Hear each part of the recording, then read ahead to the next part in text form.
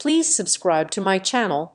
This is my sincere request to you. My brother drove 3 hours to my farm and slapped a court order on my dinner table like a death sentence. He told me I owed the family and would be evicted in 30 days while my mother stood behind him, cold as ice. But at 9 in the morning, just as the county assessor pulled up, a black SUV turned into the drive. The woman stepped out, looked right at me, and the assessor froze. "Wait," he said. "She is my client. My name is Daisy Martin, and I was exactly 3 bites into my buttered toast when the invasion began." The kitchen of my farmhouse was usually a sanctuary of silence at 7 in the morning. It was a functional silence, broken only by the hum of the commercial refrigerator in the mudroom and the low whistle of the wind coming off the valley. I liked it that way. I had built my entire life around that specific productive quiet. But that morning, the peace shattered, not with a knock, but with the distinctive, heavy thud of a car door slamming shut, followed by the crunch of expensive leather shoes on gravel.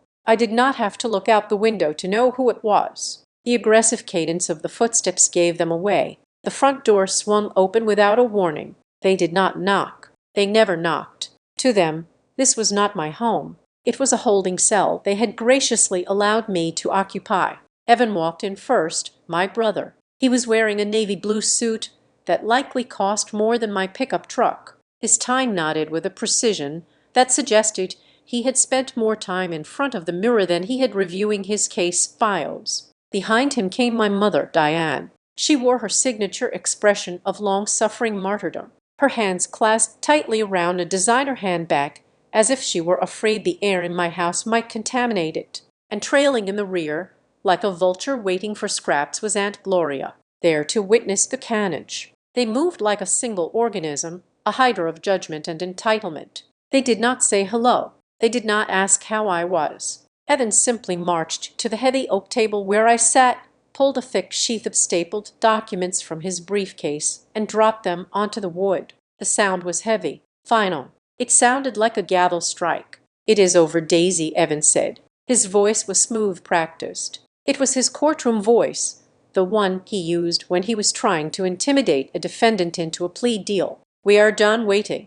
I looked at the documents. The bold text at the top was upside down from my perspective, but I could read the legal jargon well enough. Notice of foreclosure, seizure of assets, motion to liquidate. I took another bite of my toast, chewed slowly, and swallowed before looking up at him.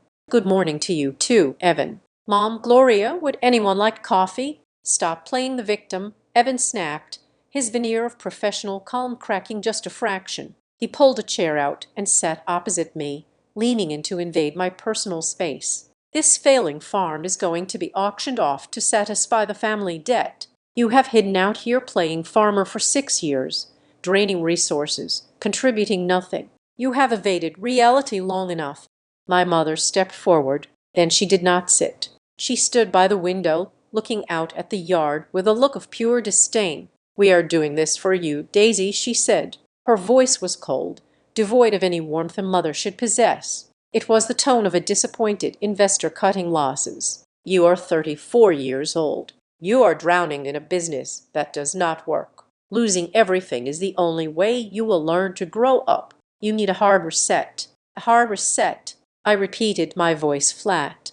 "Is that what we are calling it?" "We are calling it a mercy killing," Evans said. He tapped a manicured finger on the stack of papers. "I have filed the motion. The court has granted a preliminary review based on the outstanding obligations you owe to the estate." I set my toast down. My appetite was gone, replaced by a cold, sharp clarity. "What obligations?" "Evan, I bought this land with the money Dad gave me. The deed is in my name. I have never asked you for a cent." "Dad gave you a loan," Evan corrected, his eyes narrowing. "A loan from the family trust, a loan you have never repaid. And since you have no liquidity, and this place is clearly barely functional, we are calling in the collateral." "I never signed a loan agreement," I said.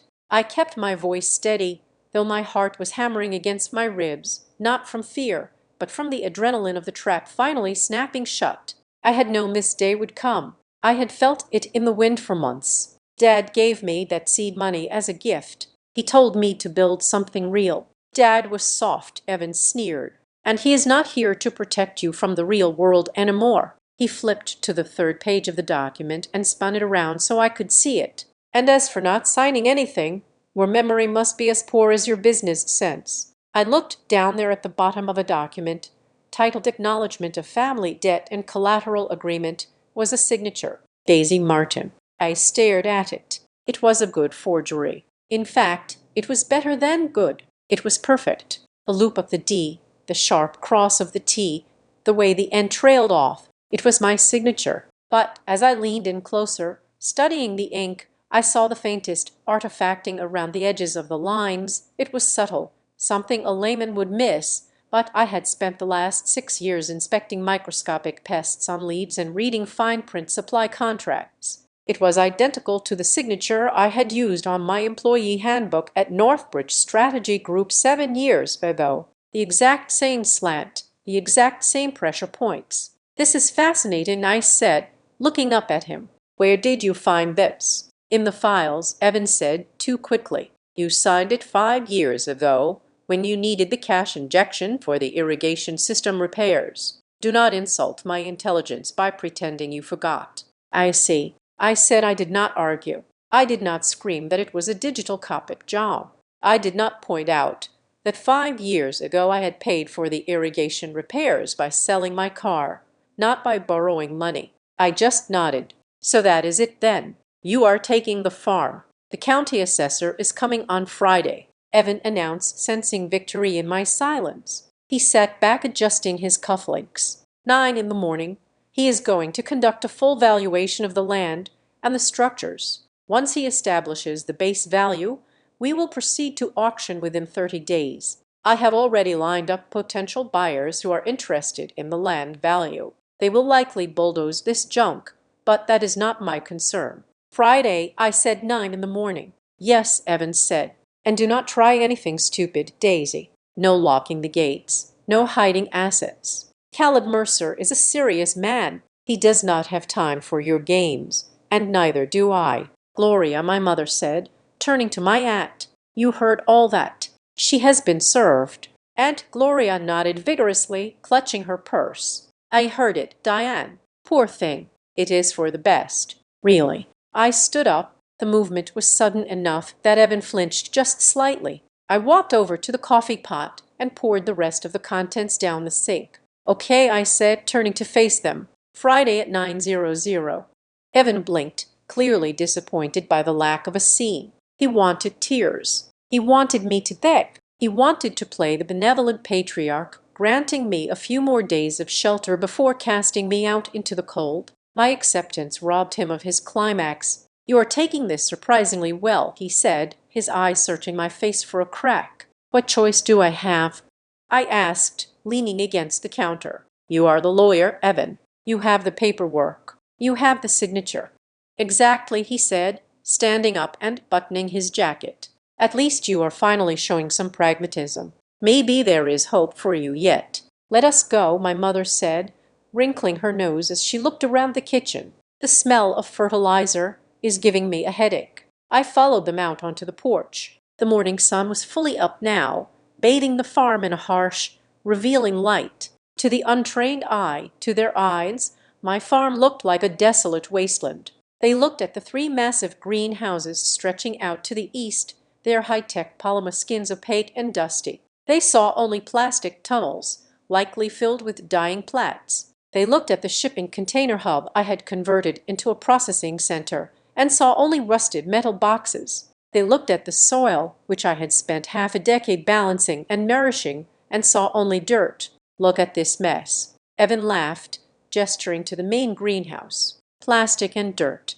6 years of your life, Daisy. And this is what you have to show for it. A few rows of wilting vegetables. It is pathetic," my mother agreed. She did not even look at me. She was looking at the horizon, perhaps imagining the warehouse complex or subdivision that would soon replace my life's work. Your father would be heartbroken if he saw how he squandered his help. That one stung. It was a calculated barb aimed at the one soft spot I had left. But I did not flinch. I let it hit me, let it sink in, and let it fuel the fire that was currently burning a hole in my stomach. Make sure the place is presentable for Mr. Mercer, Evan called out as he walked toward his pristine silver sedan. Clean up the yard. I do not want the appraisal coming in low because you were too lazy to mow the grass. I will take care of it, I said. They got into the car. Evan revved the engine, a sound that seemed violently out of place in the valley, and sprayed gravel as he reversed out of the drive. I watched them go. I watched the dust clouds settle long after their tail lights had disappeared around the bend. Only then did I allow my shoulders to drop. The silence returned, but the quality of it had changed. It was no longer the silence of peace. It was the silence of a held breath before a plunge. I turned and walked back into the house,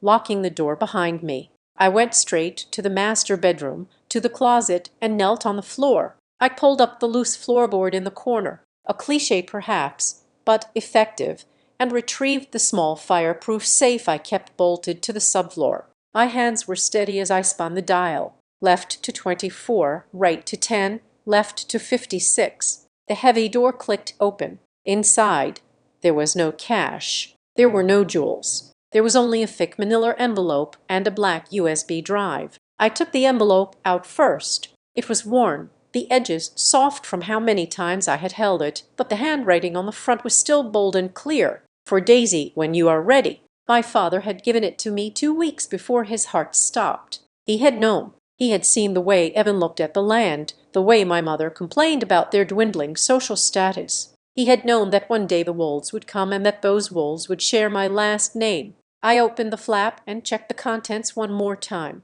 The letter, the bank transfer records, the original notarized gift deed that Evan did not know existed because he had been too busy chasing ambulance chaser cases in the city to pay attention to Dad's estate planning, and the USB drive. I held it in my palm, feeling its cold weight. It contained audio files, emails, scans of documents I had quietly collected over the last 2 years as I watched my family maneuver in the shadows. I was not the victim they thought I was. I was not the failing farmer scratching a living out of the dust.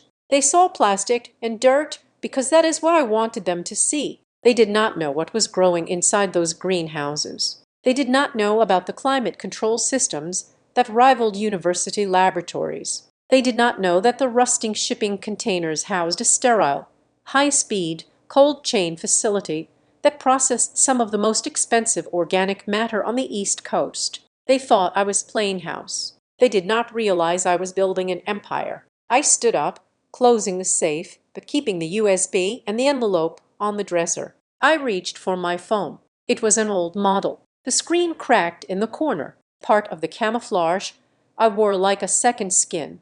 I dialed a number I had memorized but never saved in my contacts list. It rang twice. "This is Rowan," a sharp professional female voice answered. There was no hesitation, no pleasantries. She was a woman who built her time in thousands of dollars. "It is happening," I said. "They just left. They filed for foreclosure." There was a brief pause on the other end followed by the sound of typing. "Timeline. Friday." I said 9 in the morning. "The county assessor is coming for evaluation." "Friday," Rowan repeated. "That is tight. We have a shipment scheduled for Thursday night.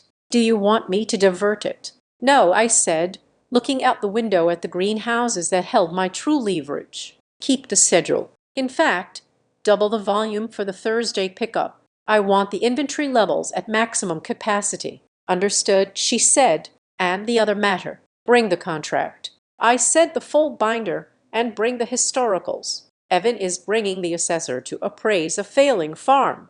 I need you to show them what this place is actually worth. "I will be there," Rowan said. Her voice carried a hint of dark amusement. "I have been waiting to meet your brother. He sounds like a charming man." "He is a shark," I said, but he forgot that sharks suffocate on land. "Friday at 9. Daisy, I need everything to happen on time. Do not let them delay the start." "I will not," I promised. "Just be ready to sign." "I am always ready to sign for quality," she said, and the line went dead.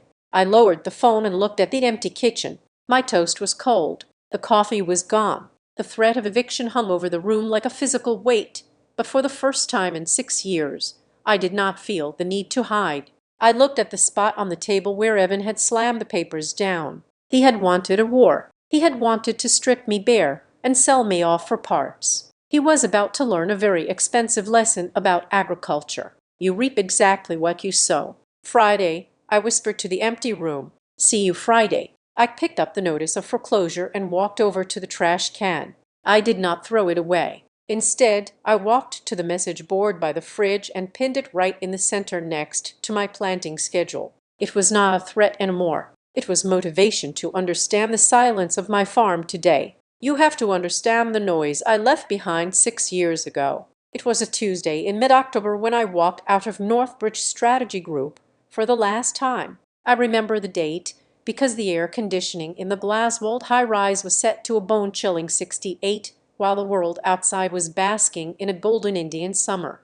I had spent 4 years in that office writing marketing copy for products I did not care about, optimizing click-through rates for diet pills and predatory loans. My soul had become a spreadsheet of engagement metrics. When I told my family at Sunday dinner that I had resigned and bought the old Miller property 3 hours north, the reaction was immediate and visceral. Evan laughed first. It was a bark of incredul, the kind of sound one makes when a child announces they plan to fly to the moon in a cardboard box. He called it a quarter-life crisis. My mother Diane was less amused. She set her silverware down with a sharp clatter and told me I was being hysterical. She said I was throwing away a pension and health insurance to play in the dirt.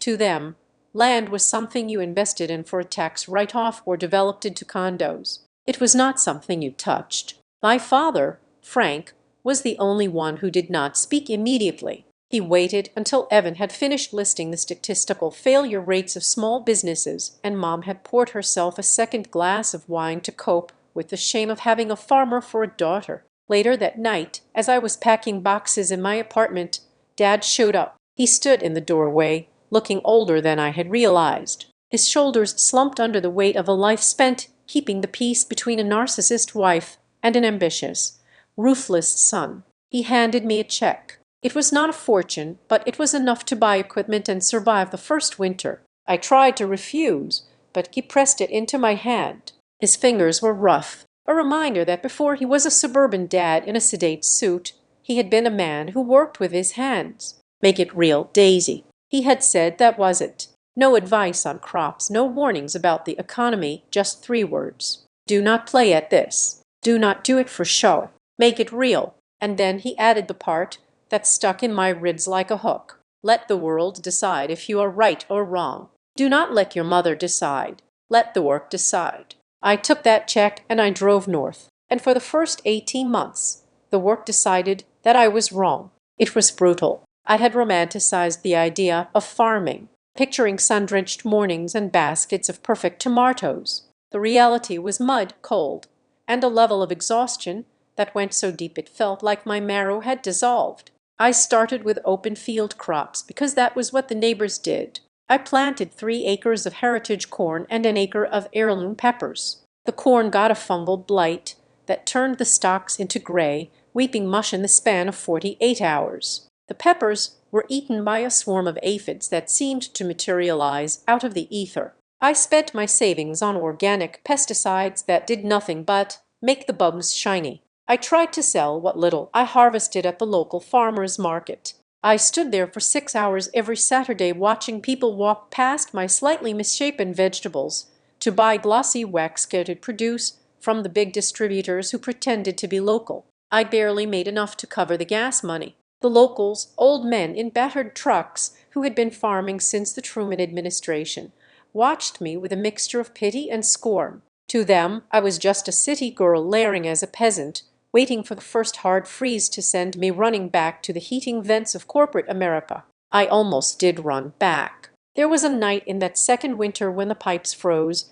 and I was huddled under 3 blankets, staring at a bank account balance that had dipped into the double digits. I could hear Evan's voice in my head, smug and vindicated. But then I remembered the dater. I was not a traditional farmer. I was a data analyst who happened to be covered in mud. I sat down and looked at the numbers. The traditional model, high volume, low margin, dependent on weather, was a suicide pact for a solo operator on small acreage. I could not compete with the industrial giants on corn or soy. I was trying to play their game with a broken bat. So I stopped. I stopped trying to feed the town and decided to feed the few. I spent the next 4 months doing nothing but reading. I read agronomy journals from the Netherlands. I read white papers on hydroponic nutrient density. I researched supply chains for high-end hospitality groups. I realized there was a gap in the market, a razor-thin slice where demand exceeded supply by 1,000%, ultra-specific Labrador aromatics, and garnish greens from Michelin-starred kitchens. These chefs did not want a truckload of corn. They wanted a specific strain of lemon verbena that only grew in a certain humidity range. They wanted wasabi arugula harvested at exactly 3 in of height, delivered within 4 hours of cutting with zero bruising. I pivoted hard. I stopped farming the fields. I let the back 40 acres go to meadow, which only fueled the neighbors' gossip that I had given up. Instead, I focused on the infrastructure. I used the last of Dad's money to buy 3 used shipping containers and a derelict greenhouse frame. I rebuilt them myself. I learned to weld from YouTube videos, burning my arms and blinding myself with the arc flash until I got the bead right.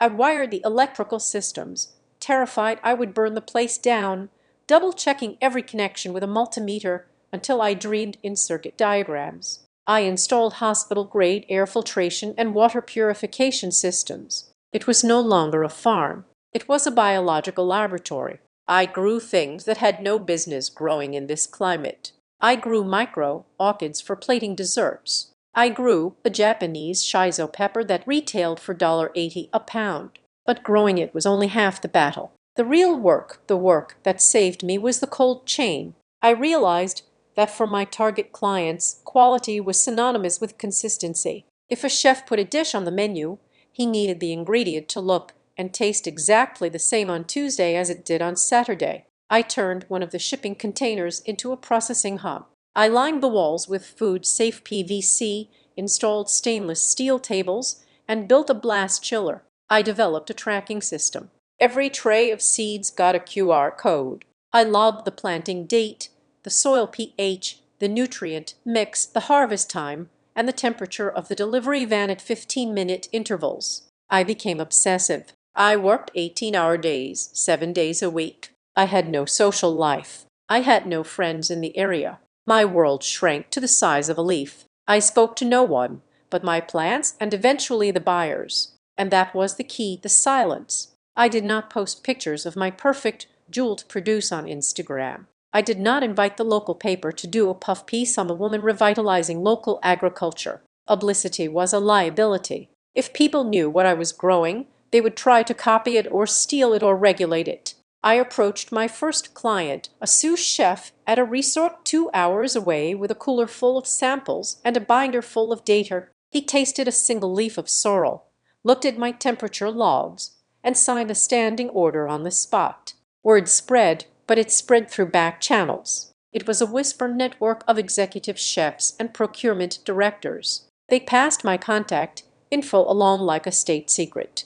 I became a ghost in the industry. I was the supplier you called when you needed perfection, and you needed it guaranteed. My family knew none of this. They visited perhaps twice a year. They would park in the driveway, look at the overgrown fields I was ignoring, and shake their heads. They saw the opaque plastic of the greenhouses and assumed I was hiding a small, sad crop of tomatoes. They saw the shipping containers and assumed I was hoarding junk. I never corrected them. When Evan asked how things were going, I would shrug and say it is a struggle. It keeps the lights on.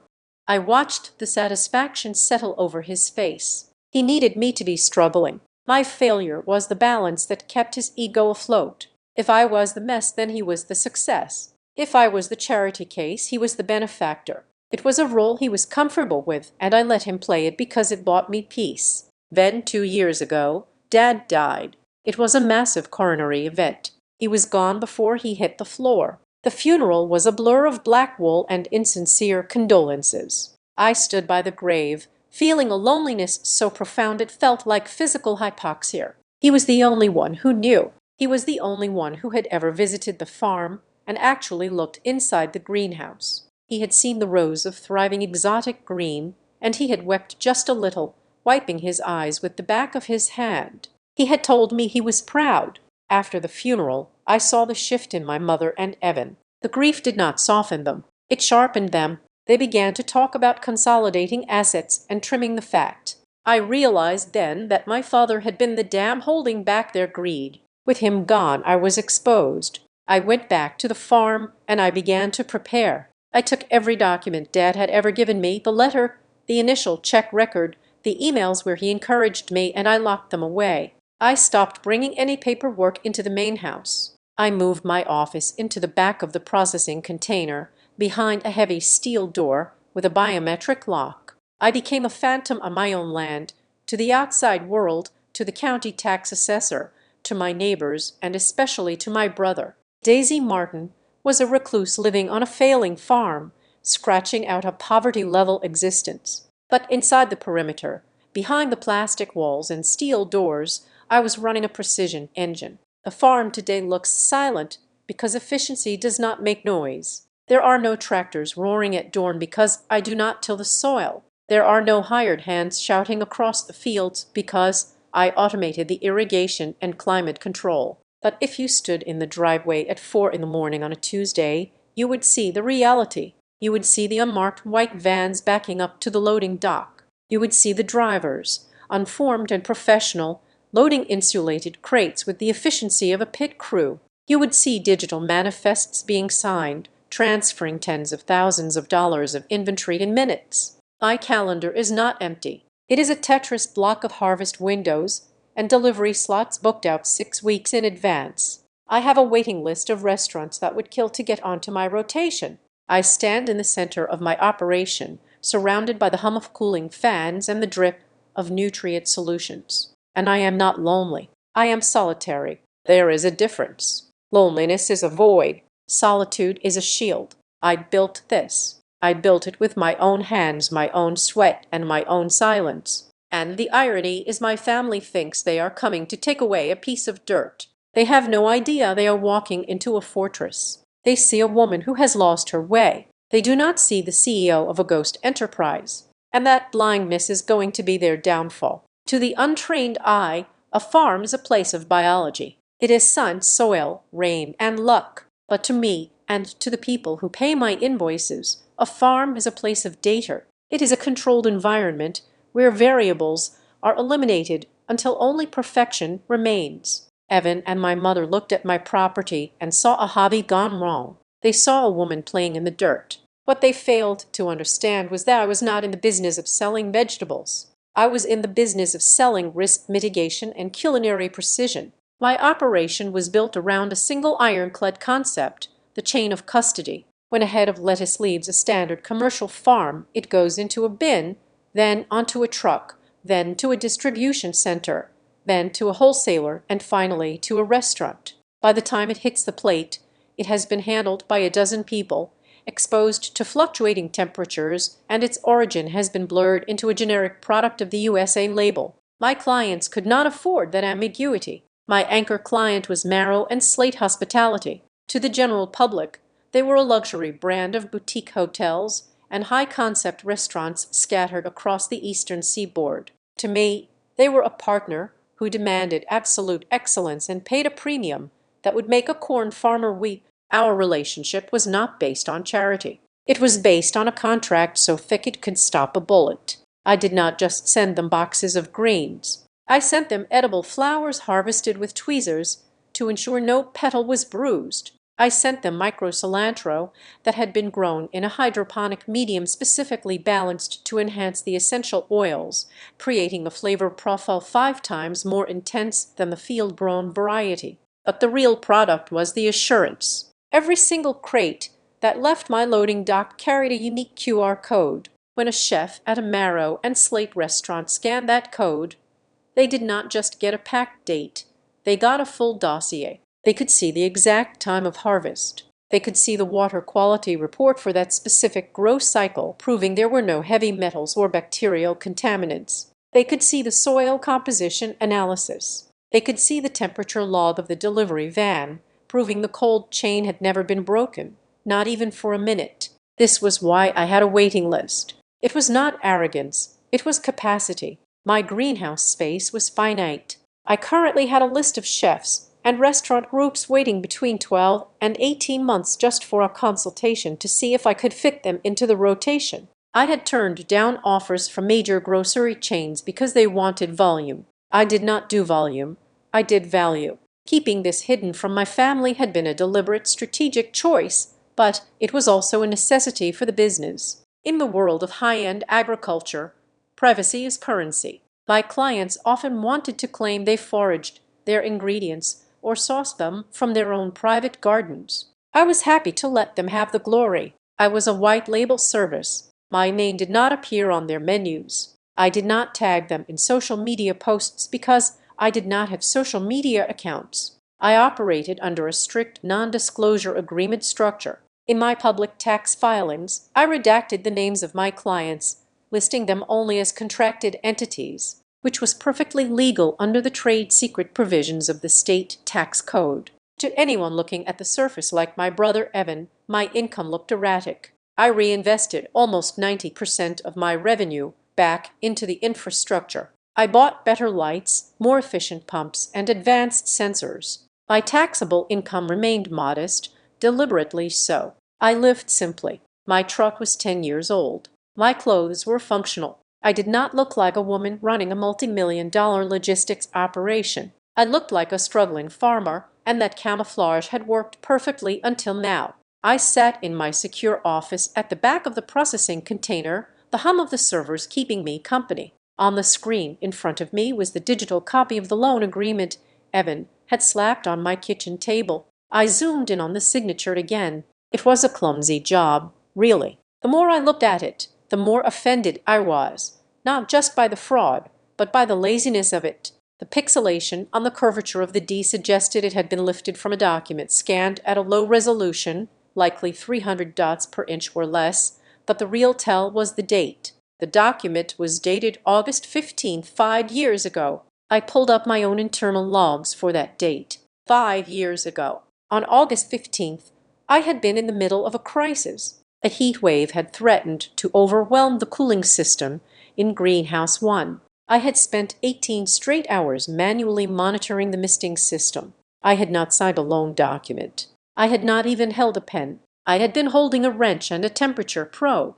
Furthermore, I had a distinct habit that Evan did not know about. Starting 6 years ago, on the advice of my remote legal counsel, a sharp-witted attorney named Sarah, who worked out of Chicago and communicated exclusively via encrypted email, I had adopted a specific protocol for signing legal documents. I always, without exception, placed a tiny, almost invisible dot inside the loop of the Y in my first name when signing anything with financial implications. It was a personal authenticator, a habit born of paranoia that was now paying dividends. The signature on Evan's document did not have the dot. It was a copy of my signature from my employment contract at Northbridge, a document I had signed 7 years ago before I developed my security protocols. I sat back in my ergonomic chair, the anger cooling into a hard crystalline resolve. They were trying to steal the land. That was obvious. But why now?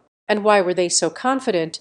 I switched tabs on my computer and pulled up the county's GIS map. I overlaid my property lines with the hydrological survey data I had commissioned 3 years ago. This was the secret that even Marrow and Slate did not know. This was the true value of the failing farm. When I bought the land, the previous owner had been an old man who had neglected the fields but had been obsessive about paperwork. In the 1970s, he had secured a senior water right permit for the deep aquifer that ran beneath the valley. In our state, water rights were separate from land rights. They were gold dust. Most of the farms in the valley were on junior permits, meaning that in a drought year, they could be cut off by the state. But my permit was senior. It was grandfathered in. I had the legal right to draw a specific volume of water regardless of drought conditions. And crucially, the permit allowed for commercial and industrial use, not just agricultural.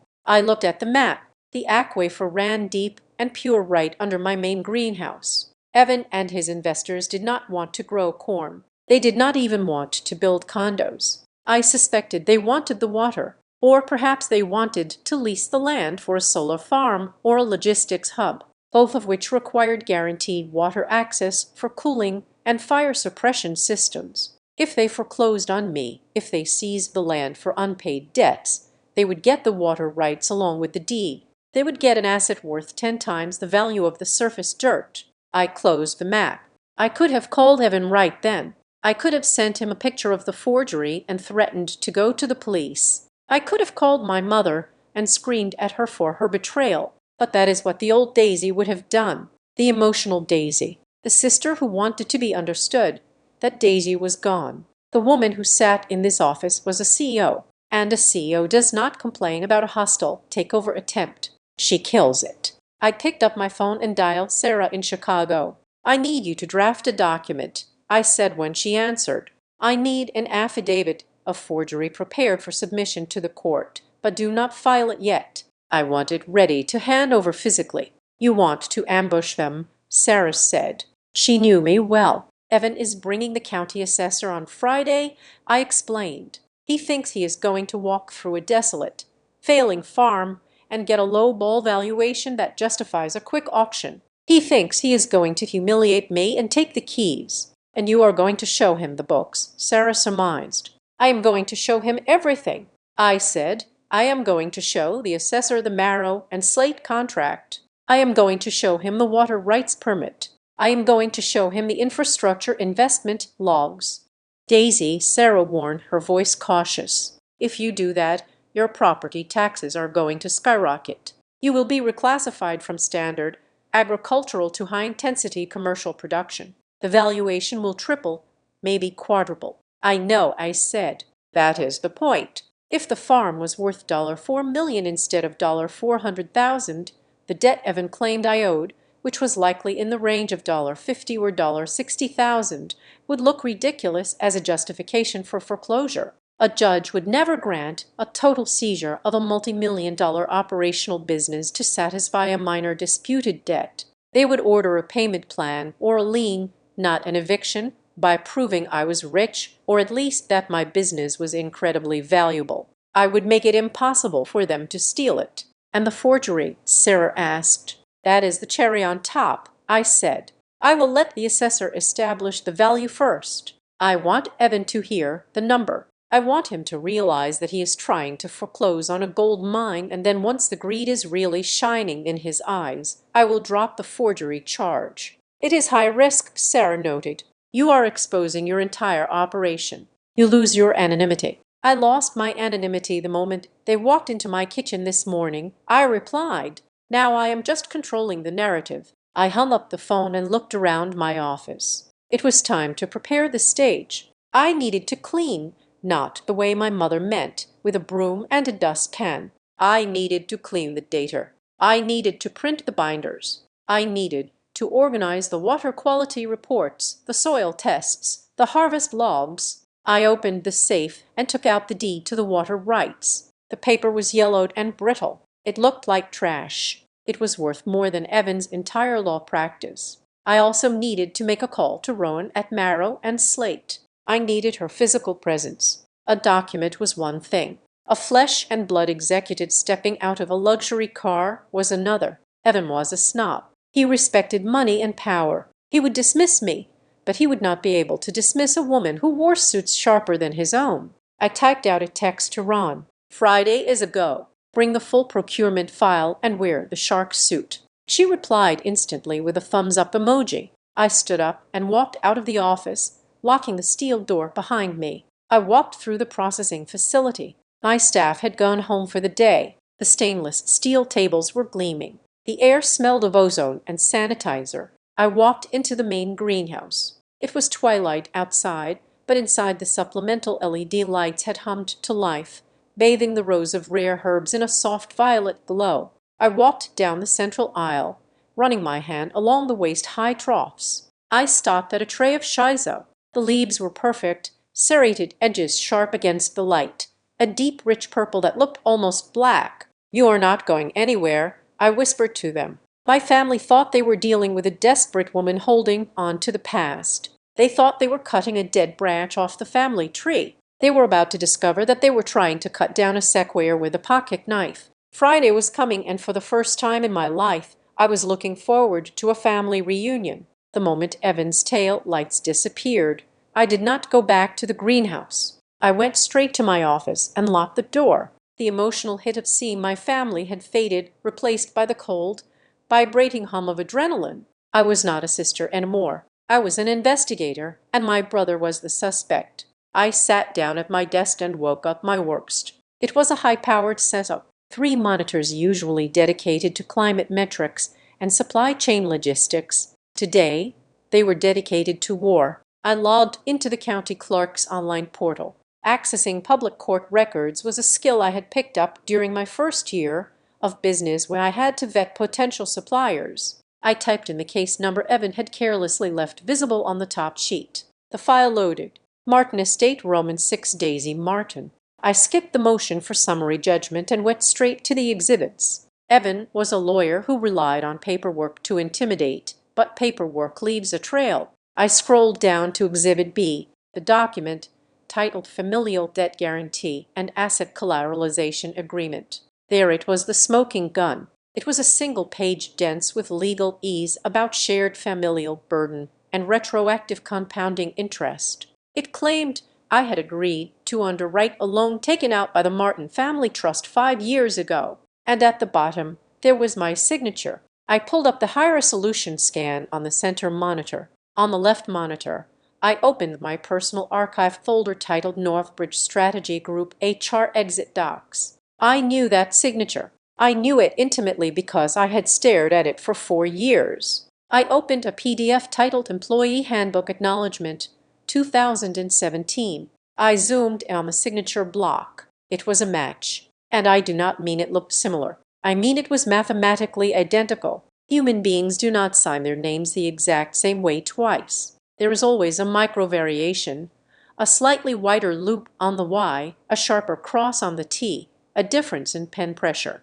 But when I overlaid the signature from Evan's court filing onto the signature from my old HR document, they lined up pixel for pixel. There was a tiny artifact, a microscopic jagged edge on the upstroke of the capital M, caused by a speck of dust on the scanner bed at Northbridge 7 years ago. That same speck of dust was present on the document Evan claimed I signed 5 years ago in his office. He had not just forged my signature, he had lifted it. He had likely gone through my old files stored in my parents' attic, found a document with a clean signature, scanned it, and photoshopped it onto this fabrication. "Got you," I whispered. But knowing it was a forgery was not enough. I had to prove it in a way that would hold up in a courtroom against a lawyer who played golf with half the judges in the county. I picked up my phone and dialed a number in the state capital. Forensic Document Services. "This is Arthur," a growly voice answered.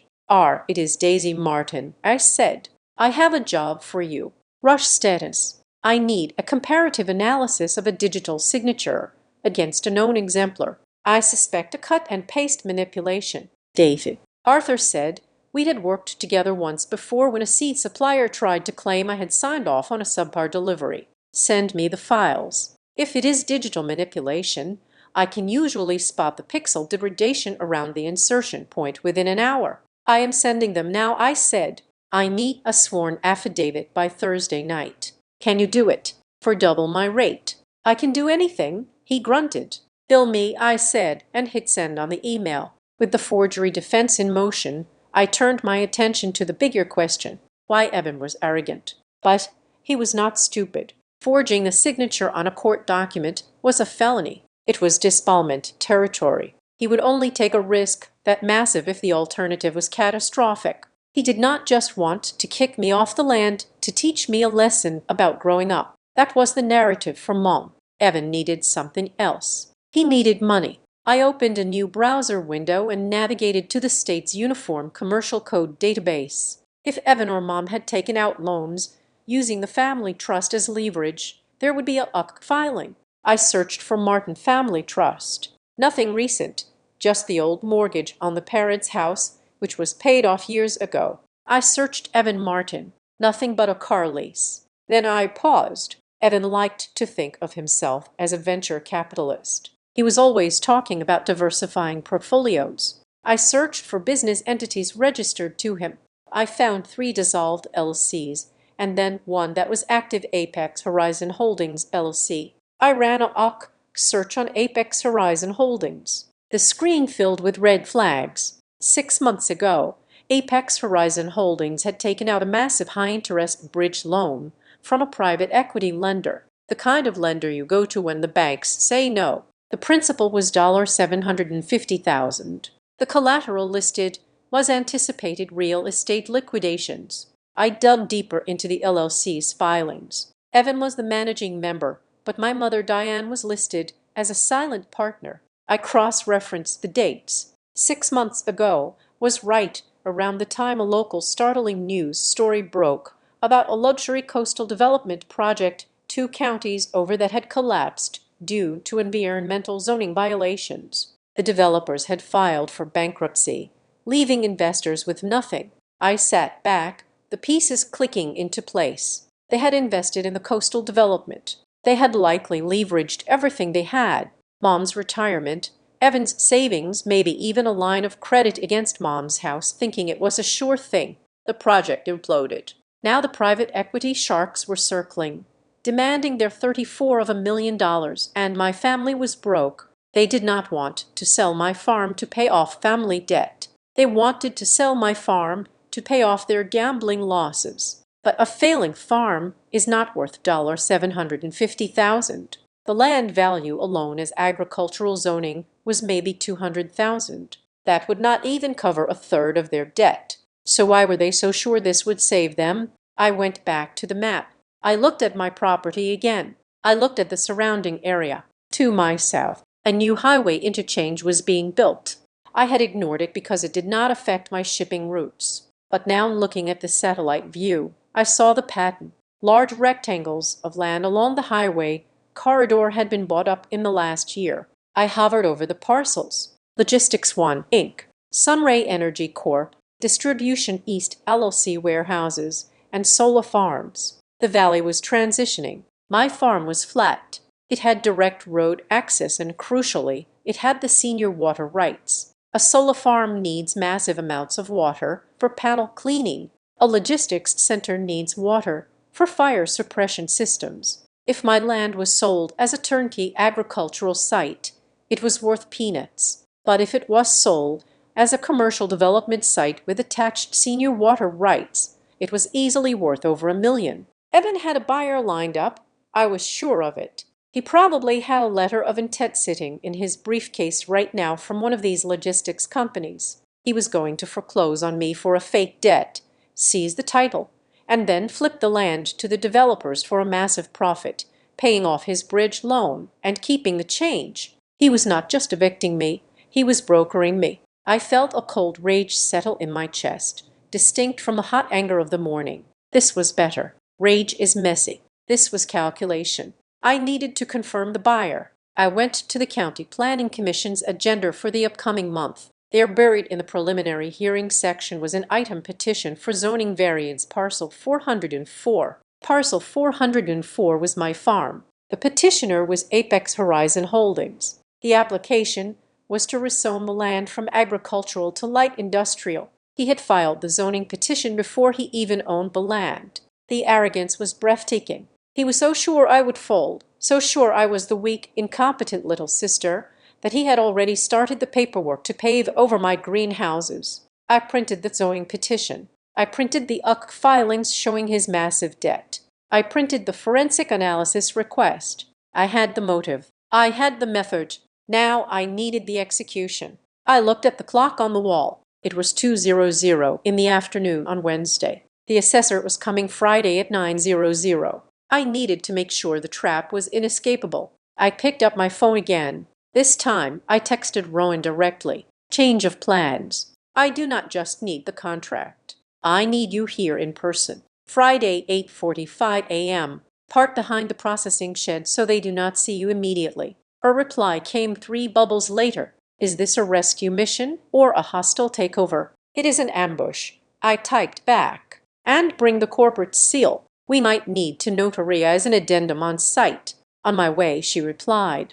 Do I need to wear the intimidating heels? were the ones that sound like a gavel hitting the floor. I wrote. I set the phone down. I spent the rest of the afternoon assembling the binder. I found an old battered 3-ring binder in the supply closet. I wanted it to look innocuous. Inside, I placed the documents in a specific order, like a deck of cards stacked for a magic trick. First, the water rights deed, the original yellowed paper. Second, a forensic report on the signature which Arthur would email me by tomorrow. Third, the evidence of Evan's secret debt and the zoning petition. Fourth, the Marrow and Slate contract with the revenue figures highlighted in yellow. Fifth, a print out of my bank statement from the business account showing a cash reserve that could buy Evan's car 10 times over. I would not show this binder to Evan, not at first. I would show it to Caleb Mercer, the county assessor. Caleb was a by-the-book bureaucrat.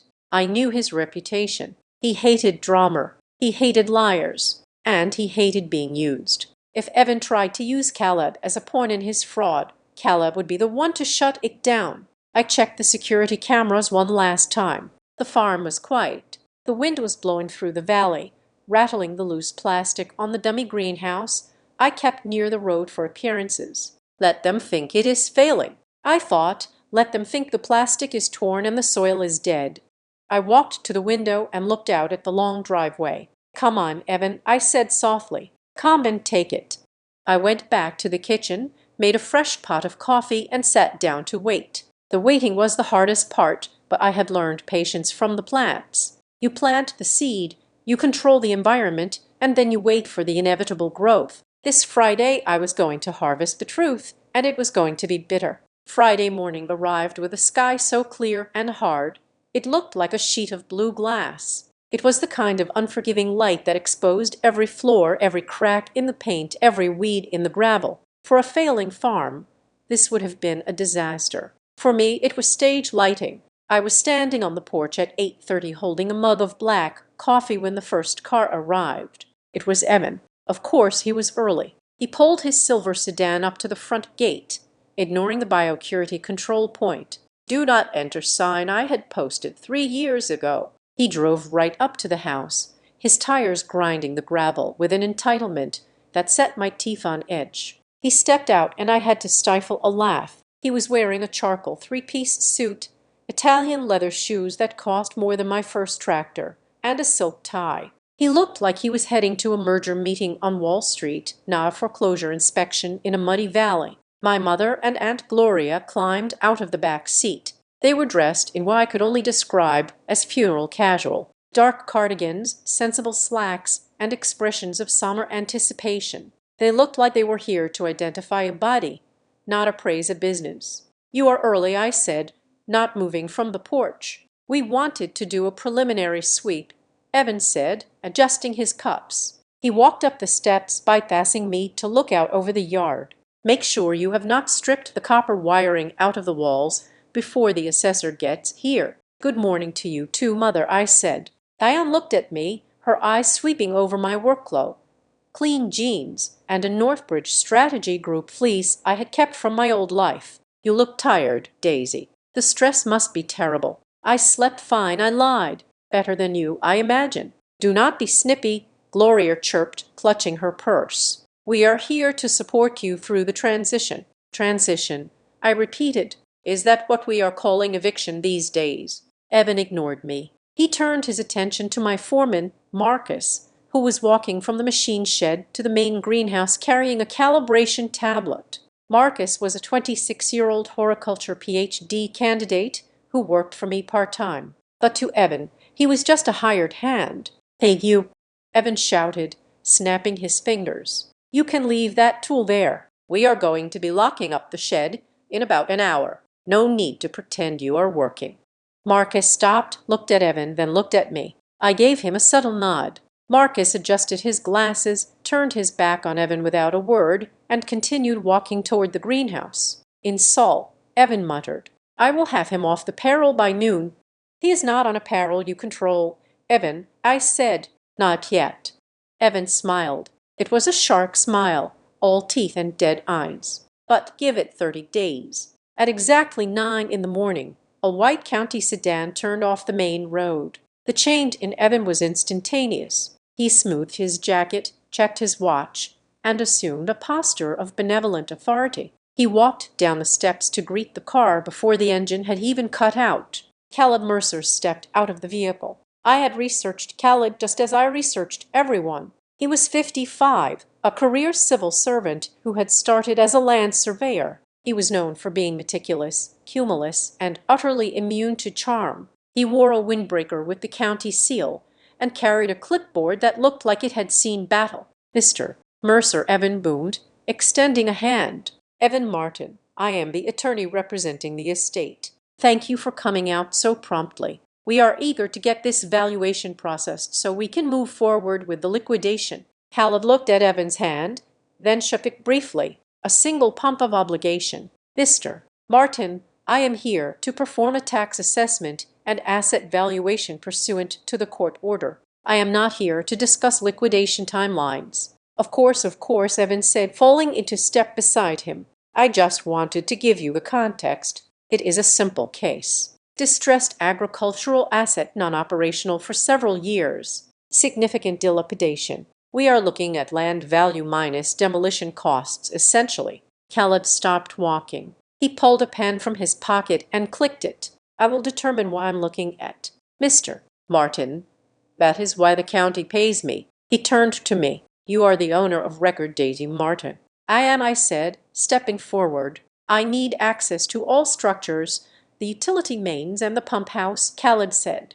"Do you have the keys?" "The facility is unlocked." I said, "But I will need you to put on boot covers before entering the greenhouses. We maintain a sterile environment."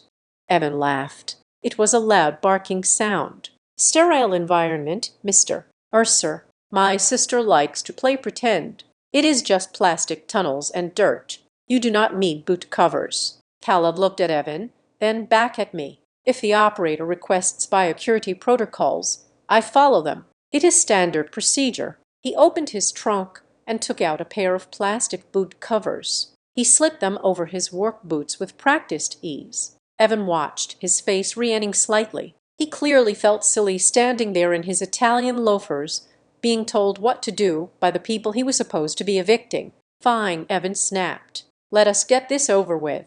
We walked to Greenhouse 1. From the outside, it looked like a standard polyethylene tunnel. But as we stepped into the airlock, a small vestibule with positive pressure fans to blow off dust and insects, the atmosphere changed. The inner door slid open with a pneumatic hiss. We stepped inside and the world shifted from the stark cold morning to a warm, humid, violet-lit cathedral of green. The silence was replaced by the low rhythmic thrum of the nutrient pumps and the whisper of the circulation fans. Rows of hydroponic troughs stretched out for 200 of tea, floating on waist-high racks. There was no dirt. There were no weeds. There was only a sea of perfect identical plants. Red-veined sorrel on the left, microbasil on the right, growing in rockwool cubes, their roots dangling into the nutrient mist below. Caleb Mercer stopped 3T inside the door. He did not speak. He looked up at the ceiling, where the retractable thermal screens were adjusting automatically to the morning sun. He looked down at the floor, which was white epoxy, spotless enough to eat off of. He looked at the sensors dangling every 10 T, measuring humidity, temperature, and CO2 levels. He took his pen and wrote something on his clipboard. He wrote for a long time. "Well," Evans said, his voice echoing slightly in the vast space, "it is neat. I will give you that, Daisy. You kept it tidy. But let us be honest, Mr. Mercer. These are temporary structures, depreciating assets. They do not add real value to the land." Caleb ignored him. He walked over to the main control panel on the wall. It was a touchscreen interface currently displaying a complex graph of nutrient uptake rates. "This is a Hovindorn climate computer," Caleb said. It was not a question. "Yes," I said. "ISI version 4 integrated with the irrigation units." Caleb nodded. "I have only seen these at the University Research Center. You are running a fully automated loop." "95% automated," I replied. "We manually calibrate the pH sensors twice a week." Wait, Evan interrupted, waving his hand as if swatting away a fly. "Computer loops. Who cares? It is a thermostat. Mr. Mercer, let us not overcomplicate this. We are talking about the land value. The comps in this area are selling for roughly $4,000 an acre for grazing land. Khaled turned slowly to face my brother. The assessor's expression was mild, but his eyes were sharp. Mr. Martin, Khaled said, I do not know what kind of law you practice, but in my line of work, we do not price a semiconductor factory as a storage shed just because they both have concrete floors. This is not grazing land. This is a high-intensity, controlled environment agriculture facility. It is a greenhouse, Evans sputtered. It is plastic. It is infrastructure, Khaled corrected. And judging by the conduit running along that wall, there is a significant power upgrade involved. Did you pull permits for a three-phase upgrade? He was asking me. Yes, I said 2 years ago. 400 amps. 400 amps. Khaled repeated, writing it down. And the water you are running hydroponics. You must be pulling heavy from the well. We have a dedicated line, I said, and a filtration unit in the next shed. Let us see it, Khaled said. We moved to the processing shed. This was the shipping container complex Evan had mocked as rusty boxes. I punched the code into the keypad. The heavy steel door swung open. Inside, it was 40F. The walls were lined with food-grade PVC. Stainless steel tables gleamed under bright LED inspection lights. In the corner, the blast chiller hummed. On the far wall, the reverse osmosis water filtration system, a beast of chrome and tubes that cost more than Evan's car, was silently purifying the aquifer water. My mother, who had been silent until now, wrapped her cardigan tighter around herself. It is freezing in here, and it smells like a hospital. It is a packing facility, Mrs. Martin, Khaled said. He was walking around the filtration unit, inspecting the serial plates. Commercial grade, NSF certified. He turned to Evan. You listed this property in your motion as non-operational and dilapidated. Evan loosened his tie. He was sweating despite the cold. Well, operational is a subjective term. Just because the lights are on does not mean it is a business. She is probably growing these weeds for her own amusement. There is no revenue. It is a hobby, a very expensive, wasteful hobby that has drained the family trust. I am not seeing a hobby, Khaled said, tapping his clipboard. I am seeing a capital investment in the mid-six figures. Conservatively, if this equipment is paid for, the asset value alone pushes this assessment well out of the bracket for a standard foreclosure auction. It is all debt, Evan insisted, his voice rising. She bought all this on credit. It is all leveraged. That is why we are here to sell it off and pay the creditors. That is a matter for the bankruptcy court, Khaled said calmly. My job is to say what it is worth, and it is worth a hell of a lot more than 4,000 an acre. He turned to me. Ms. Martin, to finalize the valuation of the business enterprise value, which I now have to do given the complexity, I need to see your operating permits, water withdrawal logs, and your customer contracts. Contracts? Evan scoffed. She sells at the farmer's market, Mr. Mercer. She sells bags of lettuce to hipsters for $5. There are no contracts. I need to verify the revenue stream, Khaled insisted, looking at me. Do you have a ledger? I do, I said. I demand to see it. Evan stepped forward, physically inserting himself between me and the assessor. As the representative of the primary creditor, I have a right to audit the financials immediately. If there is money hidden in this business, it belongs to the estate. I looked at Evan. He was desperate. He could see the failing farm narrative crumbling, and he was terrified that Khaled was about to put a valuation on the paper that would make his $750,000 debt look like pocket change. If the farm was worth millions, he could not simply seize it. He would have to sell it at fair market value, and any surplus would come back to me. He needed it to be worthless so he could steal it. You do not have a right to anything, Evan, I said, my voice steady. You are the plaintiff. You are suing me. You do not get to rifle through my proprietary business data just because you are losing the argument. I am your brother, he shouted, the mask slipping completely, and I am the executive of the trust you stole from. Show me the books. Daisy, I know you are cooking them. Mr. Martin, step back. Khaled warned, his voice dropping an octave. This is an assessment, not a deposition. She is defrauding the court. Evan pointed a shaking finger at me. She is sitting on assets she hid from the family. This proves she acted in bad faith. The only thing this proves, I said, is that you did not do your due diligence. I want those records. Evan lunged toward the office door at the back of the shed. Evan, stop. Mom cried out, looking truly alarmed for the first time. But he did not stop. He reached for the handle of the office door. It was locked. He rattled it, turning back to me with a face twisted by rage. Open it now. No, I said. Mr. Mercer ordered her to open it. Evan screamed. I do not have that authority, Khaled said, looking at Evan with open disgust. But I will note your behavior in my report. The tension in the cold room was brittle, ready to snap. Evan was panting, his face red. Mom was wringing her hands. Khaled was writing furiously. And then we heard it, the sound of tires on gravel, heavy tires. We all turned toward the open loading dock door. A black SUV, sleek and polished, rolled into the yard. It did not park in the visitor spot. It pulled right up to the loading ramp, blocking the sunlight. The engine cut. The driver's door opened. A woman stepped out. She was tall, wearing a tailored charcoal suit that made Evans look like a costume. Her hair was pulled back in a severe, elegant bun. She carried a thick leather portfolio under one arm. She did not look at the mud on her shoes. She did not look at the greenhouses. She looked straight at Evan. It was the look a biologist gives a specimen in a jar. Who is this? Evan demanded, though his voice wavered. We are in the middle of a legal proceeding. This is private property.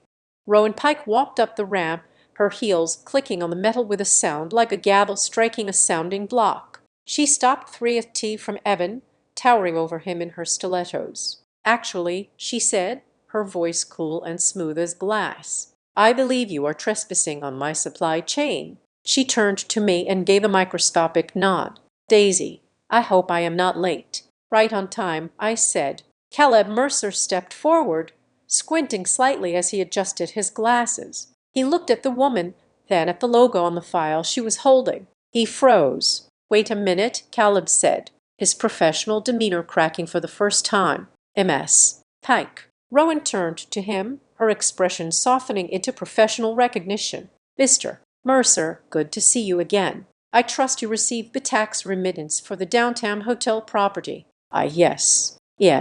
Last week. Caleb stammered. He looked from Rowan to me and then back to Rowan. Do you know MS. Larkin? Know her? Rowan raised an eyebrow. She is the most critical vendor in our portfolio. She turned back to Evan, who was looking between them like a man watching a tennis match he did not understand. I am Rowan Pike, she said, introducing herself to my brother as if she were speaking to a slow child.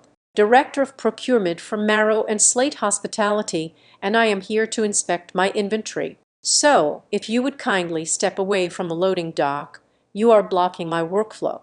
Evan's mouth opened, but no sound came out. The trap had not just sprung, it had shattered his leg. The silence in the cold storage room was absolute. It was the kind of vacuum that occurs when a grenade lands in the center of a room and everyone stares at it, waiting for the pin to drop. Rowan Pike stood there, her breath puffing slightly in the 40 air, looking at my brother with a mixture of boredom and mild annoyance. She did not look like a woman who had just driven 3 hours to a money farm. She looked like she had just stepped out of a boardroom in Manhattan. Evan blinked. His brain was clearly misfiring, trying to reconcile the failing farm narrative he had constructed with the presence of a woman wearing a suit that likely cost more than his car. Marrow and Slate, Evan repeated, the name rolling off his tongue like a foreign object. I have heard of it. The hotel group, hospitality group, Rowan corrected, her voice crisp. We own 12 properties across the tri-state area, including the Avery in downtown Boston and Stonehouse in the Berkers. Perhaps you have dined with us. She did not wait for an answer. She turned her head slightly, locking eyes with the county assessor. Mr. Mercer, she said, nodding again.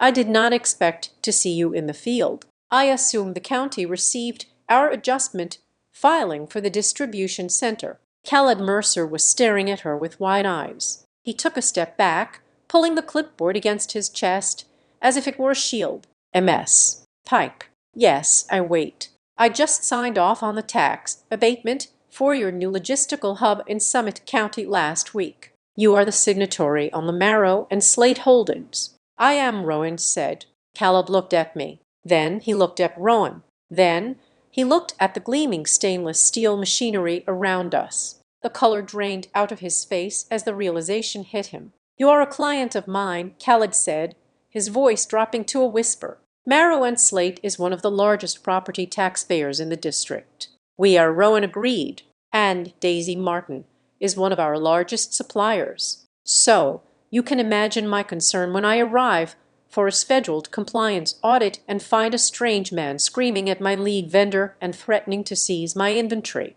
She turned back to Evan. "Oh, are you again?" Evan straightened his tie, trying to salvage his dignity. "I am Evan Martin. I am the attorney for the estate, and this is a family matter. We are executing a foreclosure on a non-performing asset to satisfy a debt. This farm is insolvent."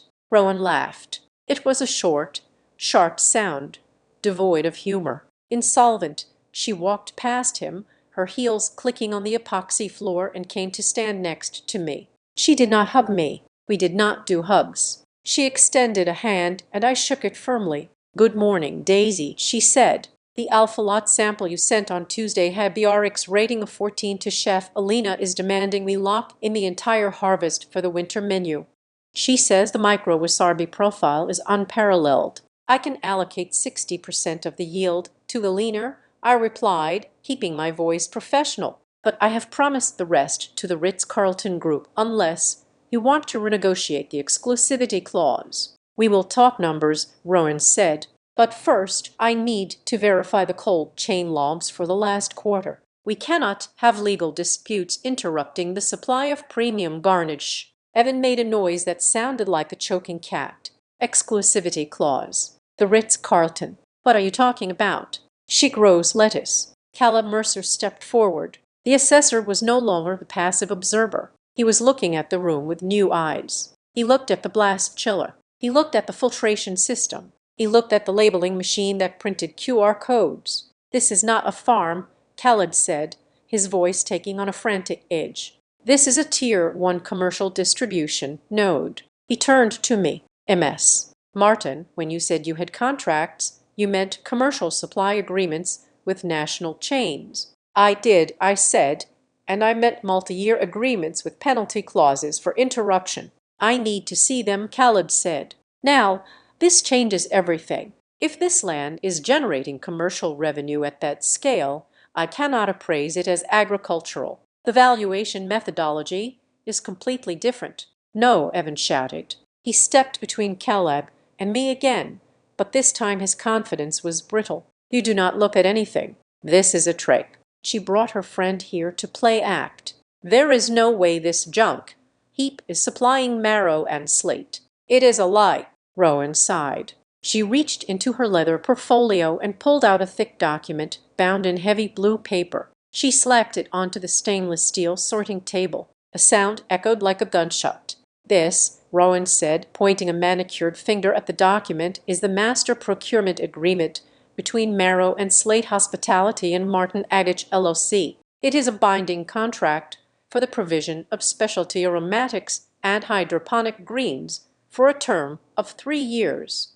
She flipped it open to the signature page. "Signed by me, notarized and currently active." Caleb moved toward the table. Evan tried to block him, but Caleb simply walked around him. The assessor bent over the document. He ran his finger down the page. The monthly retainer. Caleb read aloud, his voice shaking slightly. $12,000 base plus unit costs per crate. "That is the base," Rowan corrected. "That just reserves the greenhouse space. The actual product billing is separate." $12,000 a month, Caleb whispered.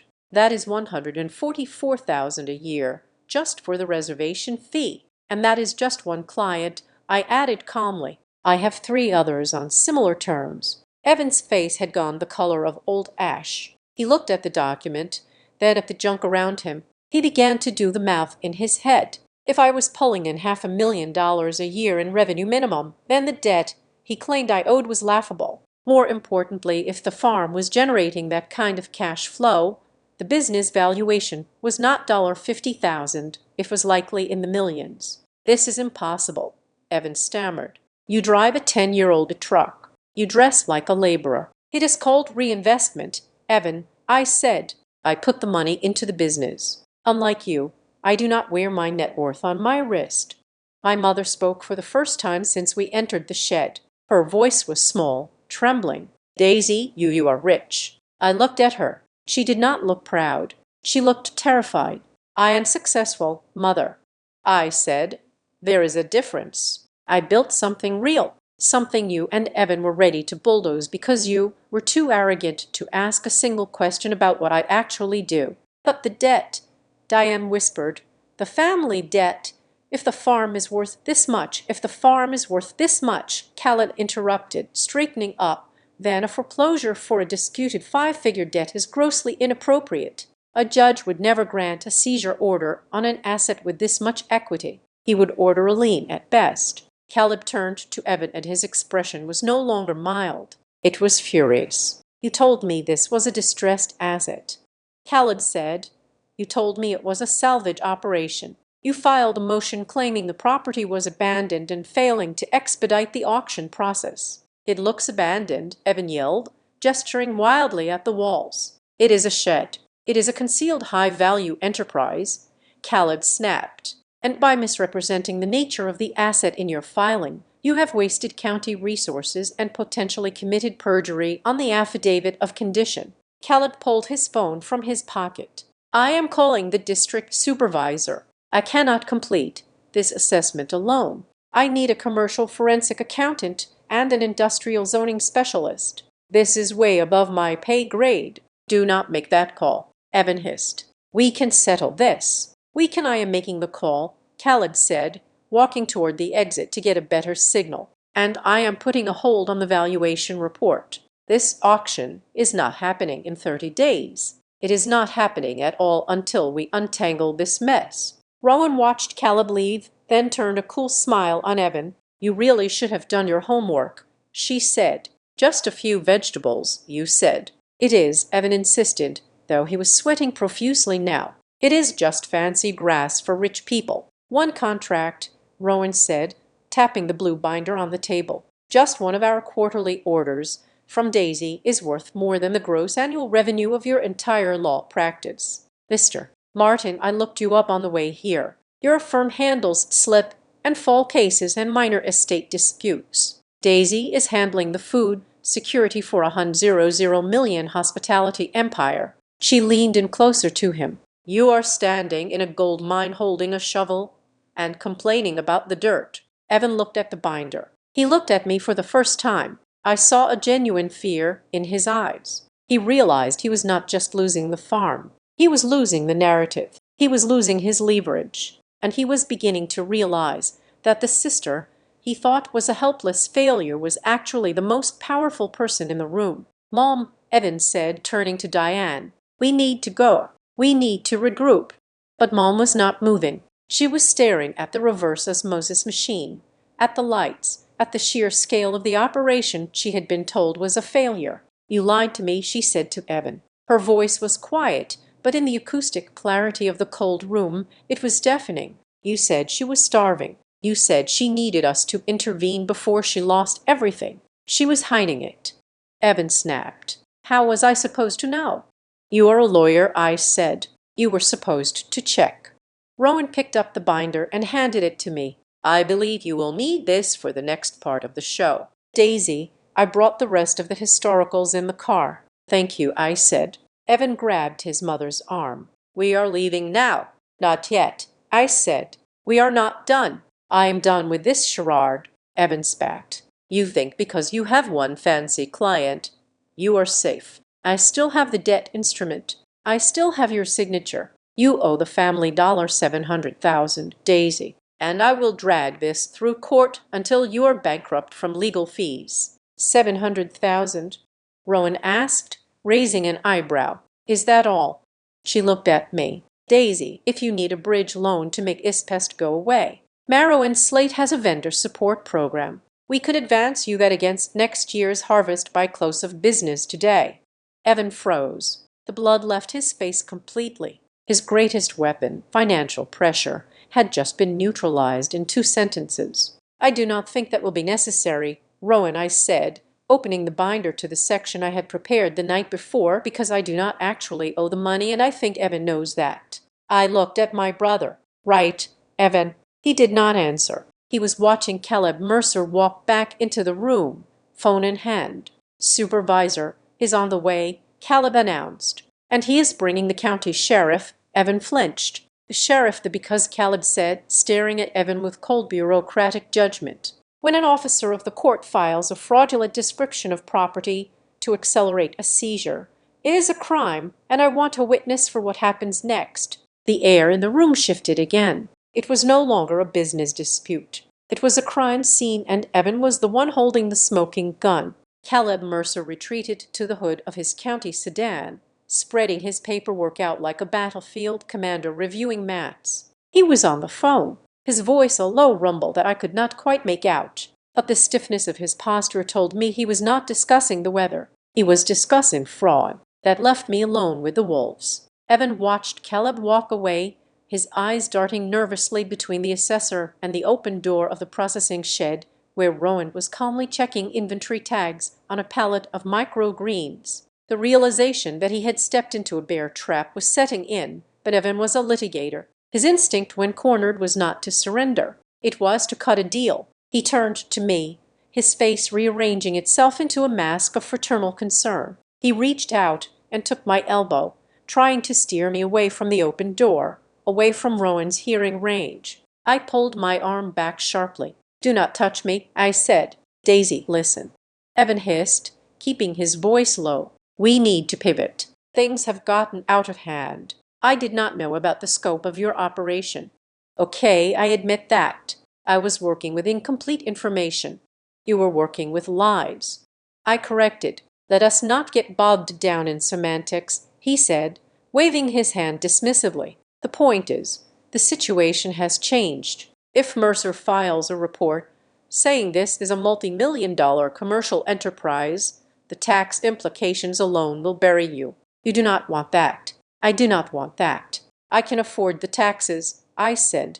"Can you afford the audit?" He flinched but pressed on. "Look, here is the solution. We pause the foreclosure. I will withdraw the motion for the auction today. In exchange, we sign a settlement agreement right now. You agree to assume the family debt, the $750,000, but we structure it. Low interest, favorable terms. You pay it off over 10 years out of your business revenue.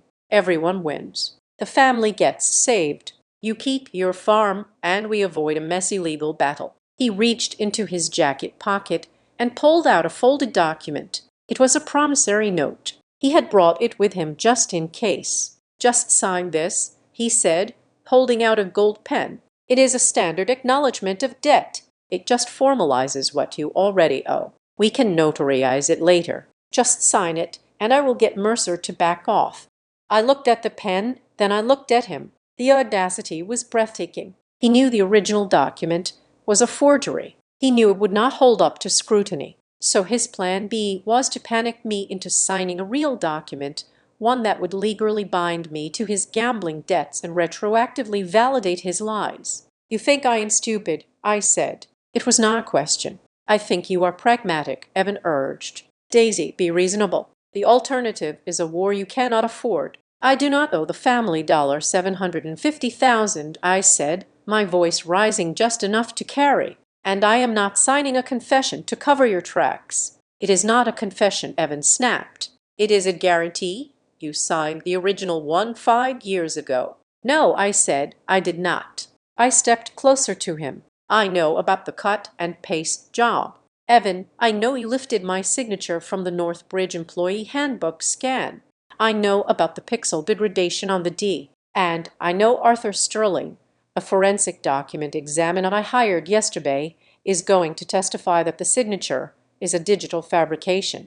Evan's face went slack. The confident lawyer veneer cracked, revealing the frightened gambler beneath. "You hired an examiner. He is comparing the exemplars right now." I lied. The report was already done. But fear was a better motivator than certainty. When he submits his affidavit to the court, you won't just lose the case. You will be facing felony charges for uttering a forged instrument." My mother, who had been listening in stunned silence, stepped forward. She looked smaller than she had this morning. The grandeur of her martyrdom was deflating under the pressure of reality. "Daisy," she said, her voice trembling, "stop it, please. Why are you doing this? Why are you trying to destroy your brother?" "I am defending myself. Mother," I said, "he came to my home to take my land. It is for the family." She cried out, "He is your brother. Even if the paperwork was messy, the need is real. We are drowning. Daisy, the investment went bad. We could lose the house. We could lose everything. Does that not matter to you?" "It matters," I said, "but not enough to let you rob me." "It is not robbery," she insisted, clutching her handbag with white knuckles. "It is sharing the burden. That is what families do. You have all this." She waved a hand vaguely at the high-tech facility. "You are sitting on a gold mine and you watched us struggle. You let us worry about money while you were hoarding wealth in secret." "I did not hoard anything. I said I worked. I built this while you were telling everyone I was a failure, while you were ashamed of me." "We were not ashamed," Diane said, tears welling in her eyes. "We were worried. We thought you were lost." "Is that why you hid the loan?" I asked, cutting through her tears. "If we are such a close family, why did I have to find out about the $750,000 debt from a UCC filing? Why did you bring Evan here like an executioner to ambush me instead of asking for help?" "Because we knew you would say no," Evan shouted. "You were always selfish, always off in your own world. You think you are better than us because you play in the dirt." "I think I am better than you because I do not steal," I retorted. "Well, we had to do something." Aunt Gloria piped up. She had been hovering by the wall, looking terrified, but the tension had clearly short-circuited her filter. "Diane told us you were destitute. Daisy, she said you were on food stamps. She said you were going to lose the place anyway for unpaid taxes. So Evan was just stepping in to save the equity before the government took it." The air left the conversation. I turned slowly to look at my mother. Diane looked down at her shoes. "Food stamps," I whispered. "She said you were living on welfare," Gloria continued, her voice high and defensive. "She said you were mentally unstable and could not hold down a job, and that is why you were hiding out here. She said taking the farm was a kindness, a conservatorship. Practically, it hit me like a physical blow. It was not just greed. It was character assassination. To justify their theft, they had to rewrite my history. They had to turn me into a charity case, an invalid, a burden. They could not steal from a successful businesswoman. So they invented a narrative where I was a helpless failure who needed to be saved from her own incompetence." "I see," I said. My voice was very quiet. "So the narrative was that I am a leech, and that gave you the moral license to be the heroes who put me out of my misery." "It made sense at the time," Evan muttered, looking away. "We thought we assumed." "You assumed," a cool voice cut in from the doorway. Rowan Pike stepped out of the shed. She was holding a tablet, her expression one of polite, lethal incredul. "If Ms. Martin is on welfare," Rowan said, walking toward us, "then the state has a very generous definition of poverty. My accounting department has wired nearly $400,000 to her operating account in the last 6 months alone." She stopped next to me, presenting a united front. "In fact, Daisy is one of the most solvent liquidity-positive vendors in our entire supply chain. If she was on food stamps, it was probably because she was researching the nutritional density of government subsidies for a white paper." Rowan looked at Diane. "Your daughter is not a charity case, Mrs. Martin. She is a tycoon in work boots, and frankly, the only people in this circle who seem to be struggling with financial competence are the ones wearing suits." Evan's face turned a violent shade of red. He stepped toward Rowan, his hands balled into fists. "You stay out of this," he snarled. "This is private family business. You are just a vendor." "I am a witness," Rowan corrected him, her voice dropping to absolute zero. "And I am currently witnessing an attempt to coerce a signature on a debt instrument under false pretenses. I believe they call that extortion. I will sue you."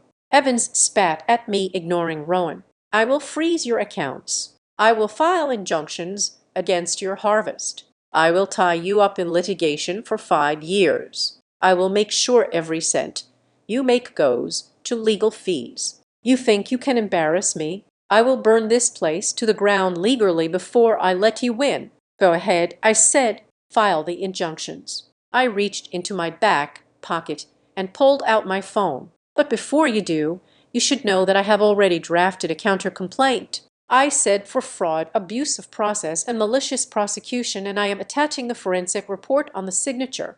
I took a step closer to him. And Evan, I am not just filing it with the civil court. I am sending a copy of the complaint and the evidence to the State Bar Association.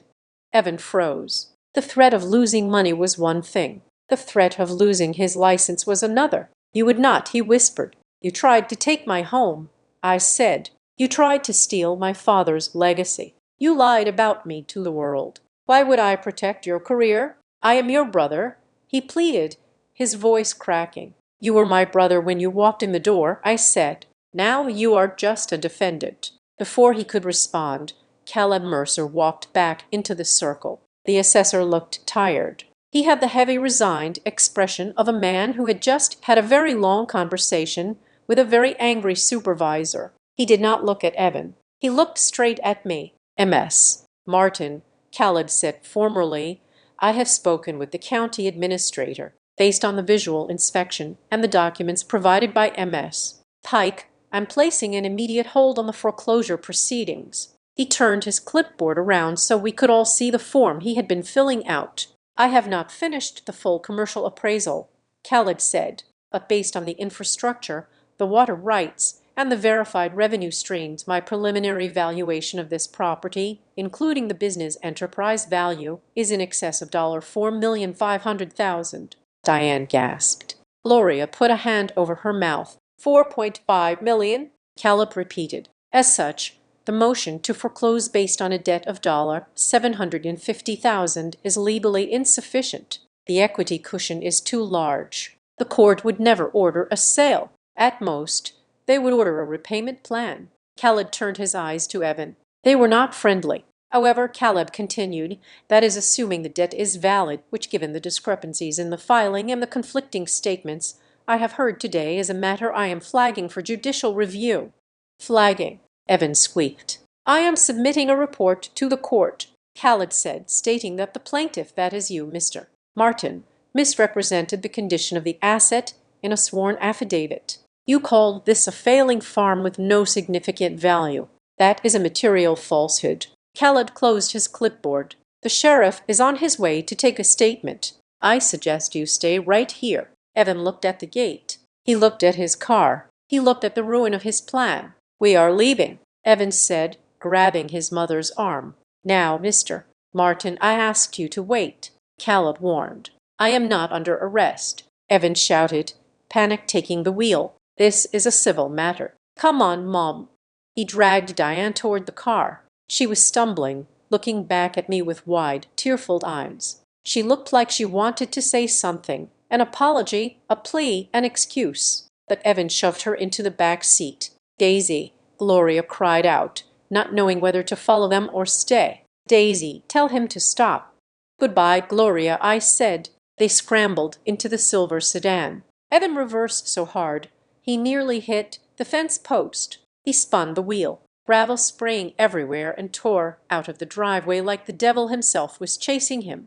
We watched them go. The dust cloud rose in the still air, hanging there like the ghost of their departure. Caleb Mercer sighed and took off his glasses, rubbing the bridge of his nose. I hate family cases, he muttered. They are always the messiest. I apologize for the drama, Mr. Mercer, I said. Do not apologize, he said, putting his glasses back on. You just saved me from signing off on a fraudulent auction. If I had sold a $4 million business for land value, I would have lost my job. He looked at the greenhouses. I still have to finish the assessment, though, and your taxes are going to go up a lot. I know, I said. Send me the bill. Rowan stepped up beside me. She watched the dust settle on the road. You know he's going to try to sell the debt to a collection agency now, she observed. He is desperate. Let him try, I said.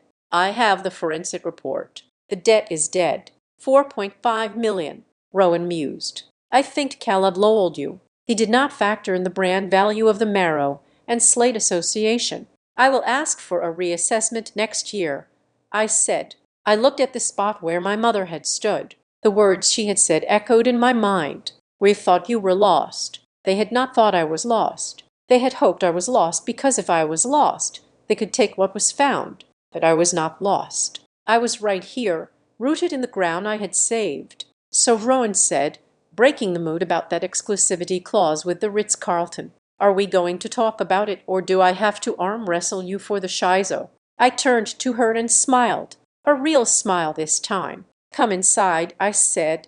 I will make coffee. We can negotiate. The engine of the silver sedan was revving, a harsh mechanical whine that signaled Evan's desperation to escape. He had put the car in reverse, ready to tear up the gravel, but he had forgotten one crucial thing: bureaucracy. Khaled Mercer stepped off the loading dock and raised a hand, palm out like a traffic cop. Mr. Martin, Khaled shouted over the noise of the engine, turn off the vehicle. I cannot file the hold order without your signature of receipt. If you leave now, I will mark it as flight to avoid service, and the sheriff will pick you up at your office. The threat hung in the air, heavy and unavoidable. Evans slammed his hand against the steering wheel. I saw him mouth a curse, his face distorted through the windshield. Then the engine cut. The silence that rushed back into the valley was sudden and ringing. Evans stepped out of the car. He did not look at me. He marched toward Caleb, his movements stiff with suppressed rage. My mother and Aunt Gloria stayed in the back seat, huddled together like refugees from a storm. Give me the pen, Evans snapped, reaching for Caleb's clipboard. Let us get this over with. Not just the pen, Caleb said, pulling the clipboard back slightly. He looked at his notes, his face set in stone. I want to be absolutely clear about what you are acknowledging, Mr. Martin. By signing this, you are receiving the preliminary notice of a contested valuation. Caleb looked at the group of us, Rowan standing with her arms crossed, me leaning against a crate of basil, and Evan vibrating with impatience. My preliminary assessment, Caleb announced, his voice projecting clearly across the yard. Based on the standing inventory, the automated infrastructure, the commercial cold chain, and the deed senior water rights puts the value of this property at $4.8 million, and that is a conservative estimate. Evan froze. The pen hovered over the paper. 4.8, Evan repeated. A strange light entered his eyes. It was a relief. It was greed. The lawyer in him was already spinning the new data. Looking for an angle, he straightened up, smoothing his jacket. A smirk began to tug at the corner of his mouth. Well, Evan said, his voice changing from panicked to predatory. That is unexpected. But if the estate is worth nearly $5 million, then surely liquidation is even more imperative. We sell the asset, pay off the $750,000 family debt, and Daisy walks away with a nice check. It is the logical move. The higher the value, the more sense it makes to cash out. He turned to me, spreading his hands as if he were offering me a gift. See, Daisy, this works for everyone. You get millions. We get the debt cleared. Why are we fighting? Let us just agree to the sale. The debt, Caleb interjected, his voice dry, must be validated before any sale can be ordered. A court will not liquidate a $5 million operational business to satisfy a debt that is currently under suspicion of fraud. It is not fraud, Evan insisted, though his eyes darted nervously to the side. It is a standard loan. She owes the family. I do not owe the family a cent, I said. I pushed off the crate and walked toward them. I was done with the defensive. It was time to go on the offensive. You are banking on the fact that Dad is not here to defend me, I said, stopping 3T for my brother. You think because he is dead, you can rewrite history. You think you can turn his generosity into a shackle. Dad gave you that money, Evan sneered, and Dad expected returns. He was a businessman. He was a father, I said, something you seemed to have forgotten. I reached into the inside pocket of my fleece jacket. I felt the rough texture of the manila envelope against my fingers. I pulled it out. It was old, the paper soft and creased, but the handwriting on the front was unmistakable. "Do you recognize this?" I asked. Evan looked at the envelope. He blinked. "That is Dad's handwriting. He gave this to me the day he wrote the check for the land." I said. "I have kept it in a fireproof safe for 6 years. I never showed it to you because I thought I would never need to prove his love to his own son." I opened the flap and pulled out the single sheet of yellow legal pad paper. My hands were steady. I began to read aloud. "Daisy, this check is not a loan. It is a seed. I worked 40 years in a job I tolerated so that you could do work you love. Do not pay me back. Pay it forward. Build something that makes you happy. If it fails, you are still my daughter. If it succeeds, it is all yours. Make it real." I lowered the paper. The silence in the yard was absolute. "It is a gift letter," I said. "In the eyes of the law, a clear statement of intent. There is no loan. There never was." Evan's face was pale, but he shook his head, desperate to deny the reality in front of him. "That could be anything. It is just a note. It is not a legal contract. It does not supersede the debt agreement you signed." "The debt agreement I did not sign," I corrected. "You cannot prove that," Evan shouted, his voice cracking. "It is your word against the document, and dead men do not testify." "Actually," I said, "sometimes they do." I reached into my pocket again and pulled out the black USB drive. I held it up. It caught the morning sun, a small dark monolith of truth. "Dad left voicemail messages," I said. "He was bad at texting. Remember, he liked to talk." I walked over to the portable, rugged speaker we used in the processing shed to play music for the crew. I plugged the USB into the side port. "I found this on an old backup drive 2 years ago," I said. "From the month I bought the irrigation system. The same month you claim I signed a loan modification." I pressed play. There was a hiss of static, and then a voice filled the yard. It was warm, growly, and painfully familiar. "Hey, Daisy girl. Just calling to see how the pipes are holding up. I know you are worried about the cost, but listen to me. Stop worrying about the money. The money I gave you is gone. Okay? It is an investment in you, not the dirt. I do not want it back. I just want to taste one of those tomatoes before I kick the bucket. You keep building. Love you, kiddo." The recording clicked off. For a moment, nobody moved. The sound of my father's voice, so full of life and warmth, seemed to hang in the air, a stark contrast to the cold, jagged greed of his son. I saw my mother in the back seat of the car. She had her hands over her face. Her shoulders were shaking. Evan stood frozen. His mouth was slightly open. He looked like a man who had been punched in the gut. He knew, as a lawyer, exactly what had just happened. The letter established intent. The audio recording corroborated it. The forensic report on the signature would seal it. His case was dead. The family debt was a fiction, and he had just tried to use the court system to enforce a lie. Caleb Mercer cleared his throat. The sound was loud in the quiet yard. "Martin," Khaled said, his voice formal and serious, "I am going to need a copy of that letter and that audio file." "Why?" Evan whispered. "Because," Khaled said, turning to face him, "I have to attach them to my report to the court. This is no longer just a valuation dispute. This is evidence of a material misrepresentation of the title's encumbrances." Khaled took the clipboard back from Evan, who was holding it like a dead weight. "I am flagging this file for immediate fraud review."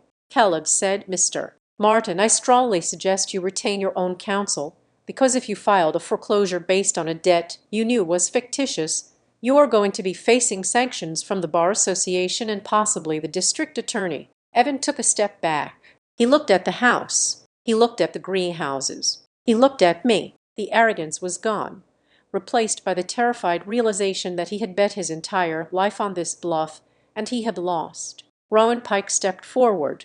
She placed a hand on my shoulder, a gesture of solidarity that felt like armor. "Mr. Mercer," Rowan said, "Marrow and Slate will be happy to provide a notarized affidavit regarding Daisy's revenue history and business solvency. We can also provide legal support if MS. Martin requires it to defend against these predatory filings." "That would be helpful," Khaled said, making a note. Evan pointed a shaking finger at me. You set me up. You let me walk into this. I invited you for coffee. I said you brought the court order. Suddenly, the back door of the sedan flew open. My mother stumbled out. She did not look at Evan. She walked straight toward me, her face streaked with tears, her makeup ruined. "Daisy," she choked out. "Daisy, please stop this." I did not start it. "Mom," I said, "he is your brother." She wailed, grabbing my arm. "He made a mistake. We all made mistakes. But you cannot let the police get involved. You cannot let him lose his license. It will destroy the family." "The family?" I asked, looking down at her hands, gripping my sleeve. "You mean the family that told everyone I was a failure? The family that planned to sell my home to pay for a bad investment? We were desperate." She cried. "Daisy, please. You have so much now. Look at all this. You have millions. You can help us. Why do you have to be so cruel? Why do you have to shame us like this?" "Shame you?" I stepped back, breaking her grip. "You shamed me for 6 years," I said, my voice trembling with the first real anger I had let show. "You told the neighbors I was crazy. You told the family I was on welfare. You let me eat Christmas dinner alone because I wasn't successful enough to sit at the grown-up table. You watched me struggle and you laughed." I pointed at the house. "I built this alone when I was cold. You weren't here. When the crop failed, you weren't here. Now that it is worth $4 million, suddenly we are family. We are your blood," she sobbed. "Blood is a biological accident," I said. "Loyalty is a choice, and you chose Evan." Evan had seen enough. He realized that the longer he stayed, the more evidence he was providing for his own prosecution. He was cutting his losses. "Get in the car, Mom," he yelled. "We are leaving."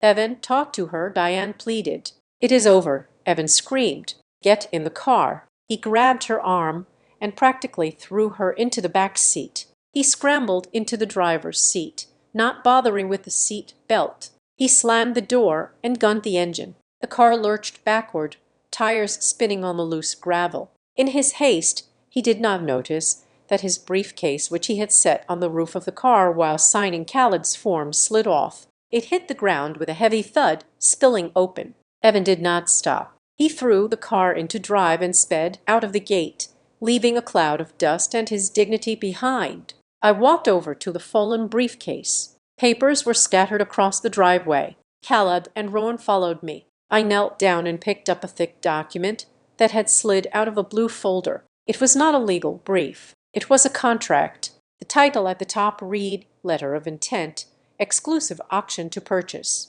The parties listed were Apex Horizon Holdings, Evans Shell Company, and Sunray Logistics Group. I scanned the first page. It was an agreement to sell the Martin property for $1.2 million contingent on the acquisition of the senior water rights. But it was the date that stopped my heart. The document was dated 3 months ago. Evan had sold my farm before he even filed the foreclosure. He had been planning this for a quarter of a year while I was having Sunday dinner at their house, listening to them complain about the weather. He had been negotiating the price of my destruction. I stood up holding the document. "Mr. Mercer," I said, handing it to him, "I think you should see this." Caleb took the paper. He read the header, his eyes narrowed. "This is an intent to sell an asset he did not own," Khaled said. "This proves premeditation. He wasn't trying to recover a debt. He was executing a flip." "Is that illegal?" Rowan asked, combined with the forged debt instrument and the false affidavit. Khaled looked up, and his expression was grim. "It is conspiracy to commit real estate fraud, and since he used the mail to send the foreclosure notice, it might be federal." I looked at the dust clouds settling on the horizon. "He wanted to sell the water," I whispered. "He didn't care about the land. He just wanted the water." "Well," Rowan said, putting her arm around my shoulders, "he is going to be in hot water now." I did not laugh. I felt a profound hollowing sadness. I had won. I had saved the farm. I had proven my worth. But I had lost the last illusion that my family loved me. "Let us finish the paperwork, Mr. Mercer," I said, turning back to the house. I had a harvest to get out. The document Evan had dropped in the gravel was not just a piece of paper. It was a map of his intent.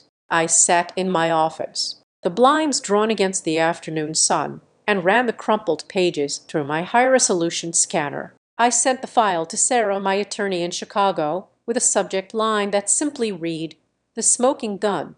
10 minutes later, my phone buzzed. "He sold it," Sarah said. She did not say hello. Her voice was tight with the specific kind of professional outrage that good lawyers get when they see bad lawyers doing something stupid and illegal. He actually entered into a purchase agreement for a property he does not hold title to. He sold it for $1.2 million, I said, looking at the figure on my screen. Contingent on the water rights, he was going to stiff you, Sarah said. He was going to foreclose for the fake $750,000 debt, pay off his own bridge loan, and then pocket the difference from this sale. He was going to walk away with nearly $500,000 of your equity, Daisy. This isn't just a property dispute anymore. This is a conspiracy to defraud. Do we have enough to bury the motion? I asked. Daisy, we have enough to bury him. Sarah replied, I am drafting the response now. We are not just asking for a dismissal. We are filing a cross-complaint for abuse of process and malicious prosecution, and I'm attaching this contract as exhibit for motive.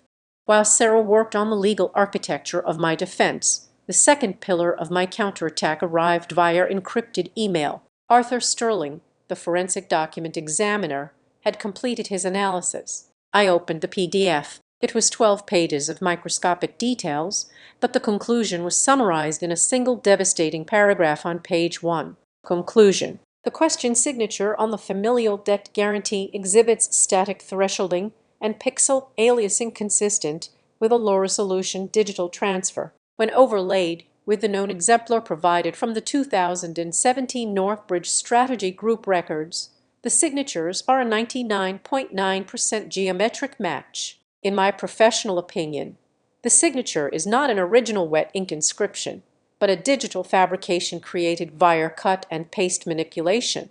I stared at the screen. There it was. Science had caught up with Evan's lies. He had been so lazy, so arrogant, that he had not even bothered to trace the signature. He had just dragged and dropped it.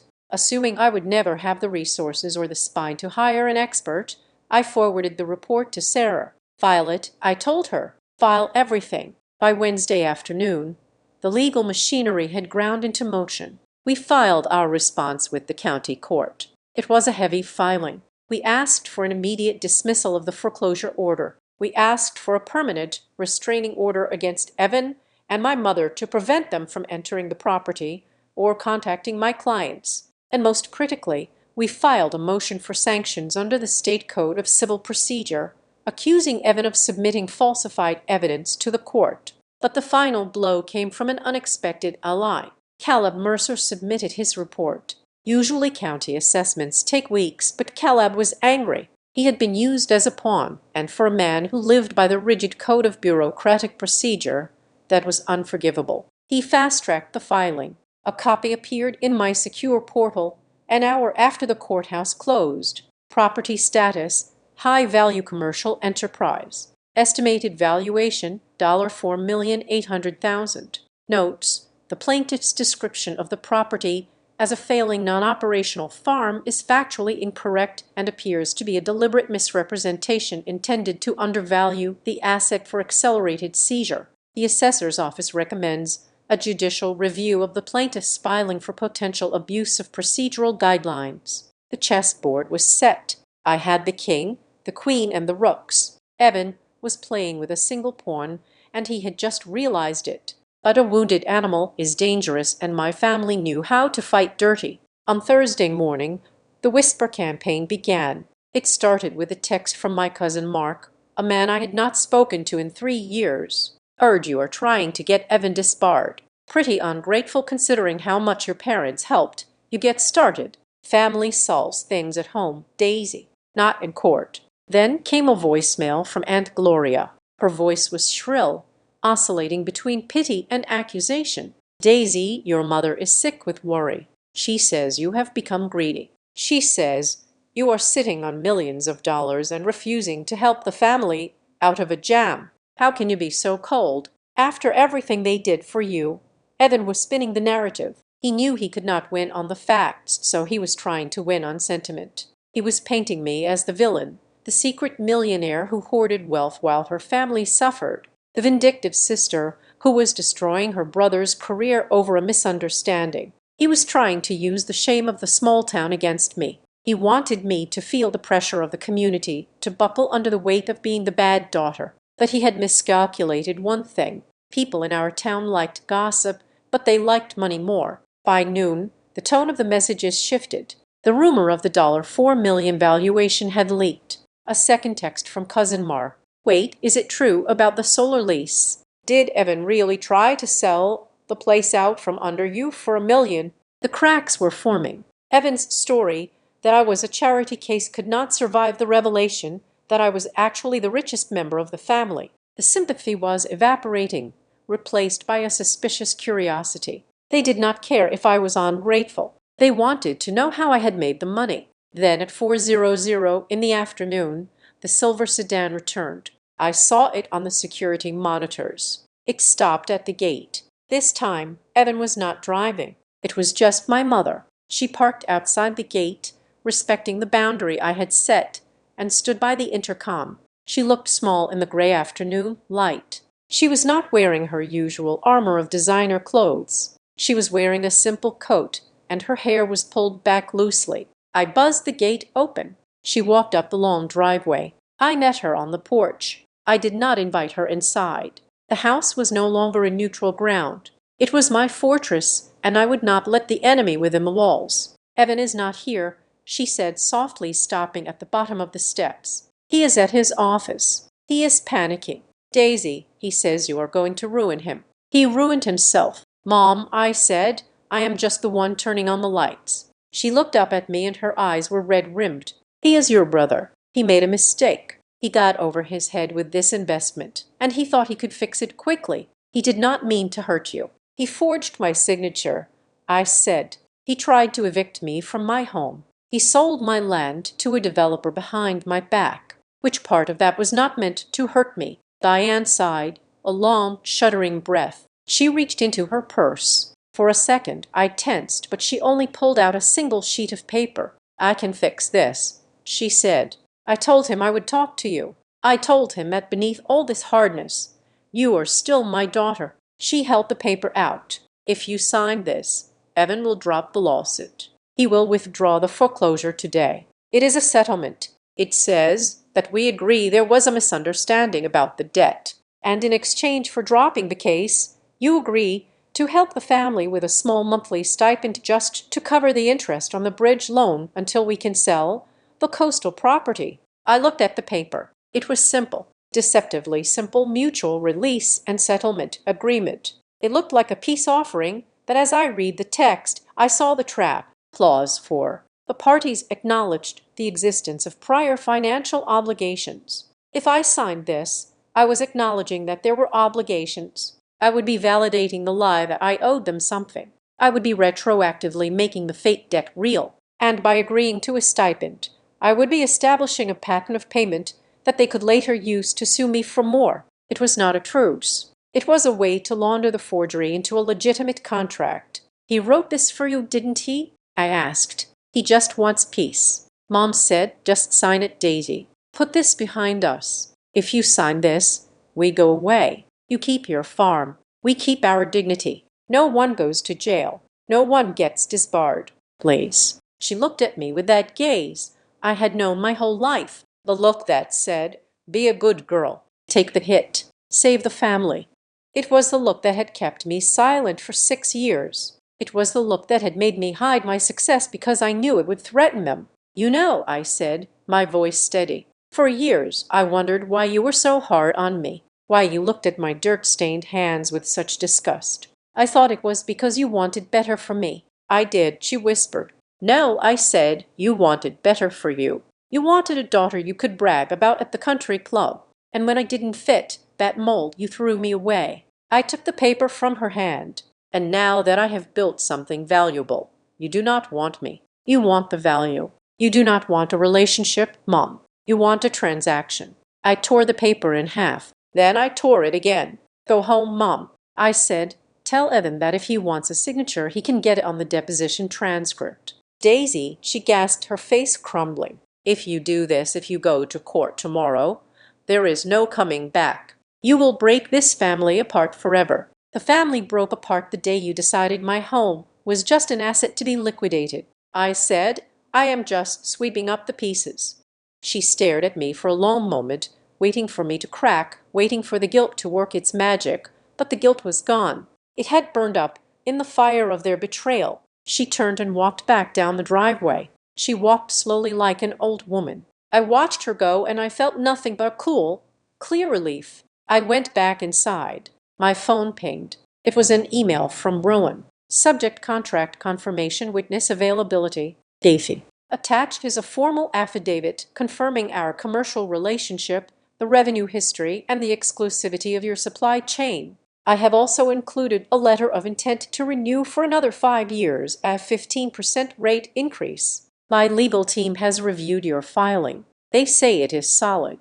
I will be in the gallery tomorrow morning. If the judge asks, I am ready to testify that your brother is not just a fraud, but a nuisance to interstate commerce. Sleep well. The sharks are on your side this time. I smiled. It was the first time in my life I had felt protected, not by blood, but by competence, by people who valued me for what I did, not what I could give them. That night, the night before the hearing, I could not sleep. At 2:00 in the morning, I pulled on my boots and walked out to the main greenhouse. The valley was dark, but the greenhouse was glowing softly from the standby lights. I walked inside. The air was warm and smelled of damp earth and growing things. The fans hummed their steady rhythm. I walked down the rows of basil, running my fingers over the leaves. For 6 years, I had hidden this place. I had treated it like a shameful secret. I had let my family believe I was failing because I was afraid that if they knew the truth, they would try to destroy it. And I was right. They had tried. But my mistake wasn't building it. My mistake was the silence. By hiding who I was, I had given them the space to invent their own version of me. I had let them define me as the victim, the failure, the child. I had fed their delusion with my humility. I stopped at the center of the greenhouse, looking up at the thermal screens. Tomorrow in that courtroom, I was going to do something terrifying. I was going to stop hiding. I was not just going to win a lawsuit. I was going to introduce them to the real Daisy Martin. The Daisy Martin who ran a $4 million company. The Daisy Martin who commanded the respect of multinational corporations. The Daisy Martin who did not need a husband or a father or a brother to validate her existence. I realized then that the trial was not about the land. The land was safe. The evidence was overwhelming. The trial was a funeral. It was the funeral for the little sister they thought they knew, and I was ready to deliver the eulogy. I turned off the lights in the greenhouse, plunging the room into darkness. But I wasn't afraid of the dark anymore.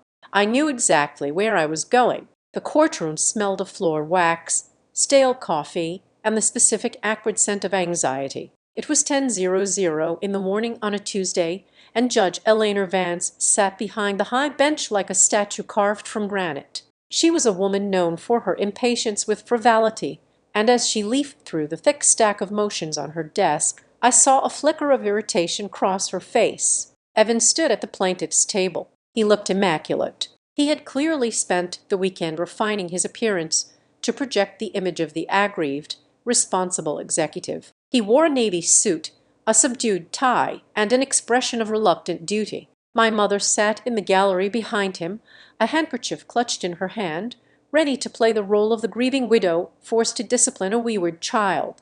I sat at the defense table. I was alone, save for my attorney, Sarah, who had flown in from Chicago the night before. But in spirit, I was not alone. Behind me, in the first row of the gallery, sat Rowan Pike. She was wearing a pinstriped suit that looked sharp enough to draw blood. Next to her was Caleb Mercer, the county assessor, who sat with his arms crossed, looking at Evan with the cold disdain of a bureaucrat who had been lied to. "Mr. Martin," Judge Vance began, peering over her reading glasses, "we are here on an emergency motion to stay foreclosure proceedings, coupled with a cross motion for sanctions alleging fraud. These are serious accusations. I assume you have a very good explanation for why this court's time is being consumed by a family squabble." Evan stood up, buttoning his jacket. "Your Honor, it is quite simple. The defendant, my sister, owes the family trust a significant sum, $750,000 to be precise. The debt is 5 years old. We have been patient. We have been lenient, but the estate is now facing its own liquidity issues, and we were forced to exercise our right to liquidate the collateral, the farm to recover the principal. He paused, letting a note of sadness creep into his voice. We take no pleasure in this. Daisy has struggled for years. The farm has been a failing enterprise. We are simply trying to close the books on a bad loan. A bad loan, the judge repeated. And do you have evidence of this loan? I do, Your Honor, Evans said, handing a folder to the bailiff. Exhibit A is the familial debt guarantee signed by the defendant 5 years ago. The bailiff handed the document to the judge. She looked at it for a long moment. Then she looked at me. Ms. Martin, the judge said, do you deny signing this document? I stood up. My legs felt steady. The fear I had lived with for 6 years was gone, replaced by the cold clarity of the end game. I do, Your Honor, I said. I did not sign that document. I have never borrowed money from the trust. The initial capital for my business was a gift from my late father. A gift? Evans scoffed loud enough for the microphone to catch. Convenient. Your Honor, my attorney Sarah interjected smoothly. If I may direct the court's attention to Defense Exhibit B, it contains a notarized affidavit from Arthur Sterling, a certified forensic document examiner. The judge picked up the report. The room went silent as she read. I watched Evans' back. He was rigid. He knew what was in that report, but he had hoped his charm would outweigh the science. According to this expert, Judge Vance read aloud, her voice flat. The signature on the loan agreement is a digital fabrication. It is a 99% match to a signature from an employment document dated 2 years prior to the alleged loan. The pixelation suggests a scan and paste manipulation. She lowered the paper and looked at Evan. Mr. Martin, care to explain why your sister's signature has digital artifacts consistent with a forgery? Expert opinions vary, Your Honor, Evan stammered, his smooth veneer cracking. We maintain the document is genuine. Perhaps the copy quality is poor. We also have Exhibit C, Sarah continued, a handwritten letter from the late Frank Martin stating explicitly that the funds were a seed and not a loan, and Exhibit D, a digital audio file recovered from the defendant's archives. Sarah nodded to the clerk, who pressed play on the laptop connected to the court's sound system. My father's voice filled the courtroom. It was ghostly and warm, echoing off the high ceilings. The money I gave you is gone. Okay, it is an investment in you. I do not want it back. Evan closed his eyes. In the gallery, I heard a sharp intake of breath from my mother. That establishes intent. Judge Vance said the funds were a gift. There is no debt. Therefore, there is no default. Even if it was a gift, Evan pivoted. Desperate now. The farm is failing. The estate has an equitable interest in protecting the land from tax seizure. We are acting as stewards. Stewards, the judge repeated. She picked up another document. This brings us to the report filed by the county assessor. Mr. Mercer, she looked at the report, then at Evan. Mr. Martin, in your affidavit for the foreclosure order, you described the property as dilapidated, non-operational, and having negligible commercial value. Is that correct? It is a matter of perspective, Evans said, sweating now. It is just plastic sheds. Mr. Mercer's report, the judge read, values the property at $4,800,000. He describes it as a Tier 1 high-intensity agricultural facility with commercial-grade cold chain infrastructure and senior water rights. He also notes that the property generated gross revenue in the mid-seven figures last fiscal year. The judge took off her glasses. Mr. Martin, did you visit the property before filing your affidavit?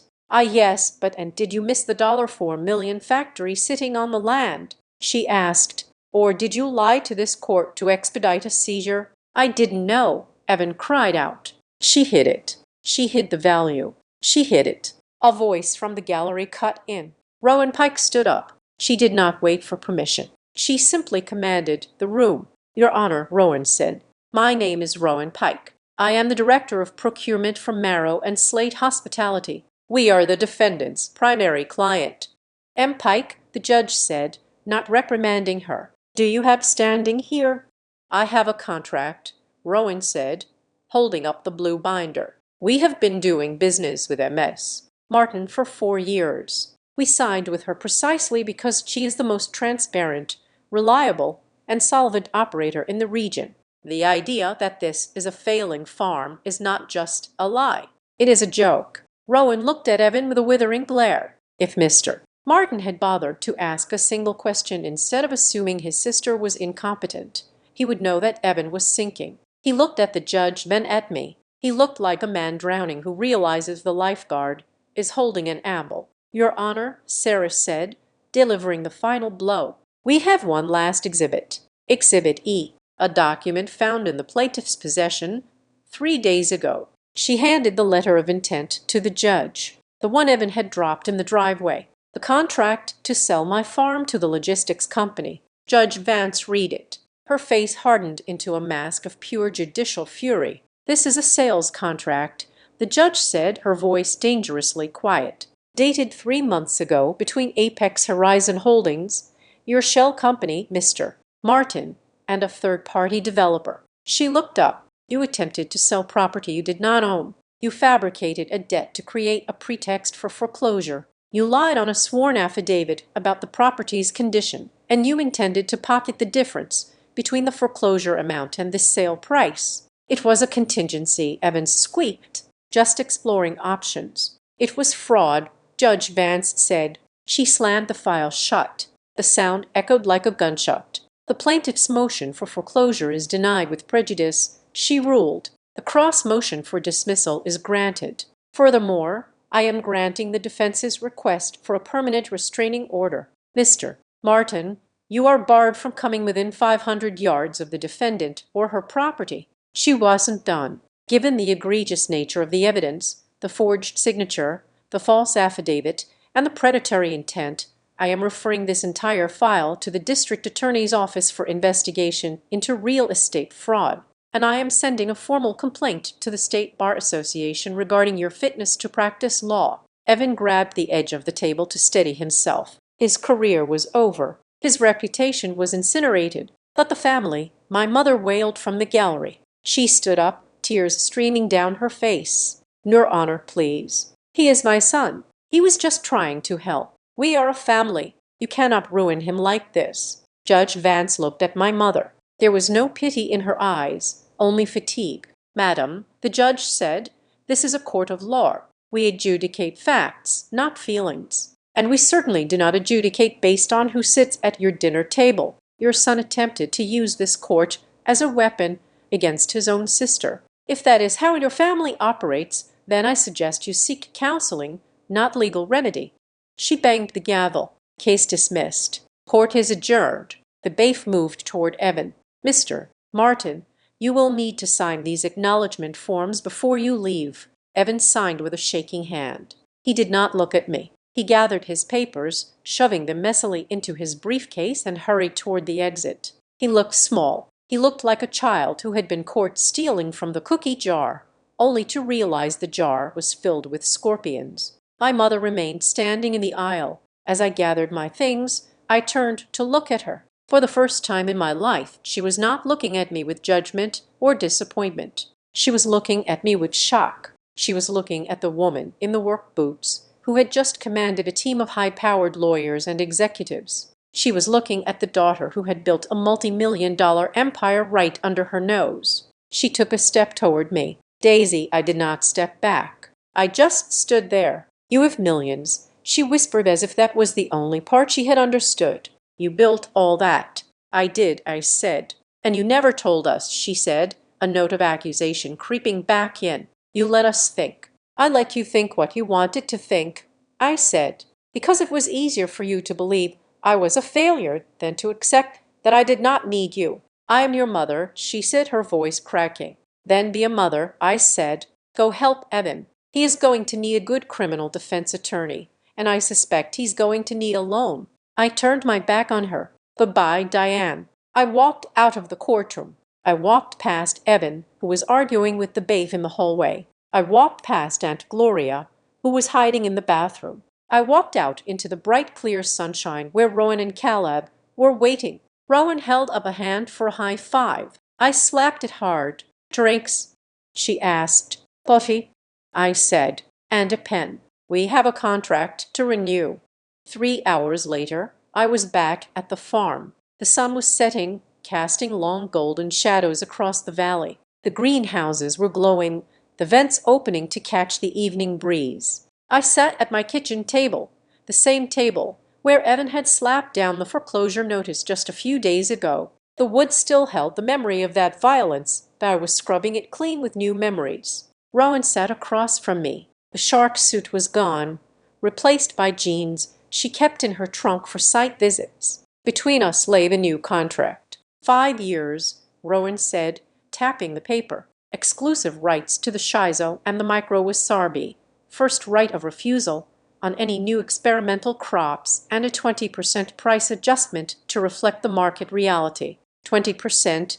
I am mused. You are generous. I am protecting my supply chain, she said, grinning. I cannot have my star grower distracted by lawsuits. I need you focused on the chlorophyll. I picked up the pen. It was a cheap ballpoint, not a gold fountain pen like Evan's. It was the pen of a worker. I signed my name, Daisy Martin, and this time I made sure to put the tiny invisible dot inside the loop of the Y just in case. "Done," I said, sliding the paper across the table. "Done," Rowan said. She put the contract in her bag. "Now, if you will excuse me, I have a 3-hour drive back to the city, and I believe you have a harvest to supervise." "I do," I said. I walked her to her car. We shook hands, a firm, equal grip. "You know," Rowan said, leaning out the window before she drove off. "They are going to try to come back when the money runs out. When Evan gets disbarred, they will come back knocking." "Let them knock," I said, looking at the heavy steel gate I had installed at the entrance. "The locks on this place are industrial grade, and so am I."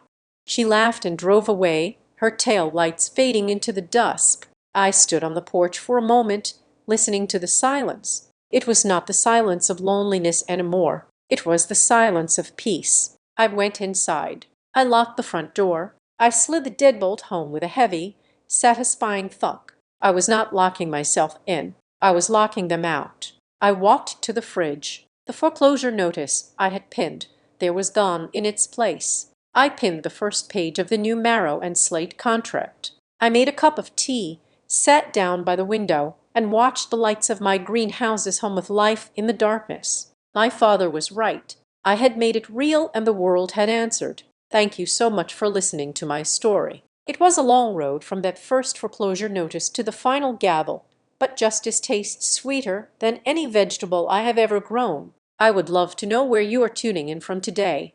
Are you listening from a farm, a city, or somewhere in between? Let me know in the comments below. I read every single one. And if you enjoyed seeing a greedy brother get exactly what he deserved, please hit that like button, subscribe to Azad Revenge Stories, and smash the like button to help this story reach more people who need a little victory in their lives. See you in the next one. Thanks to all.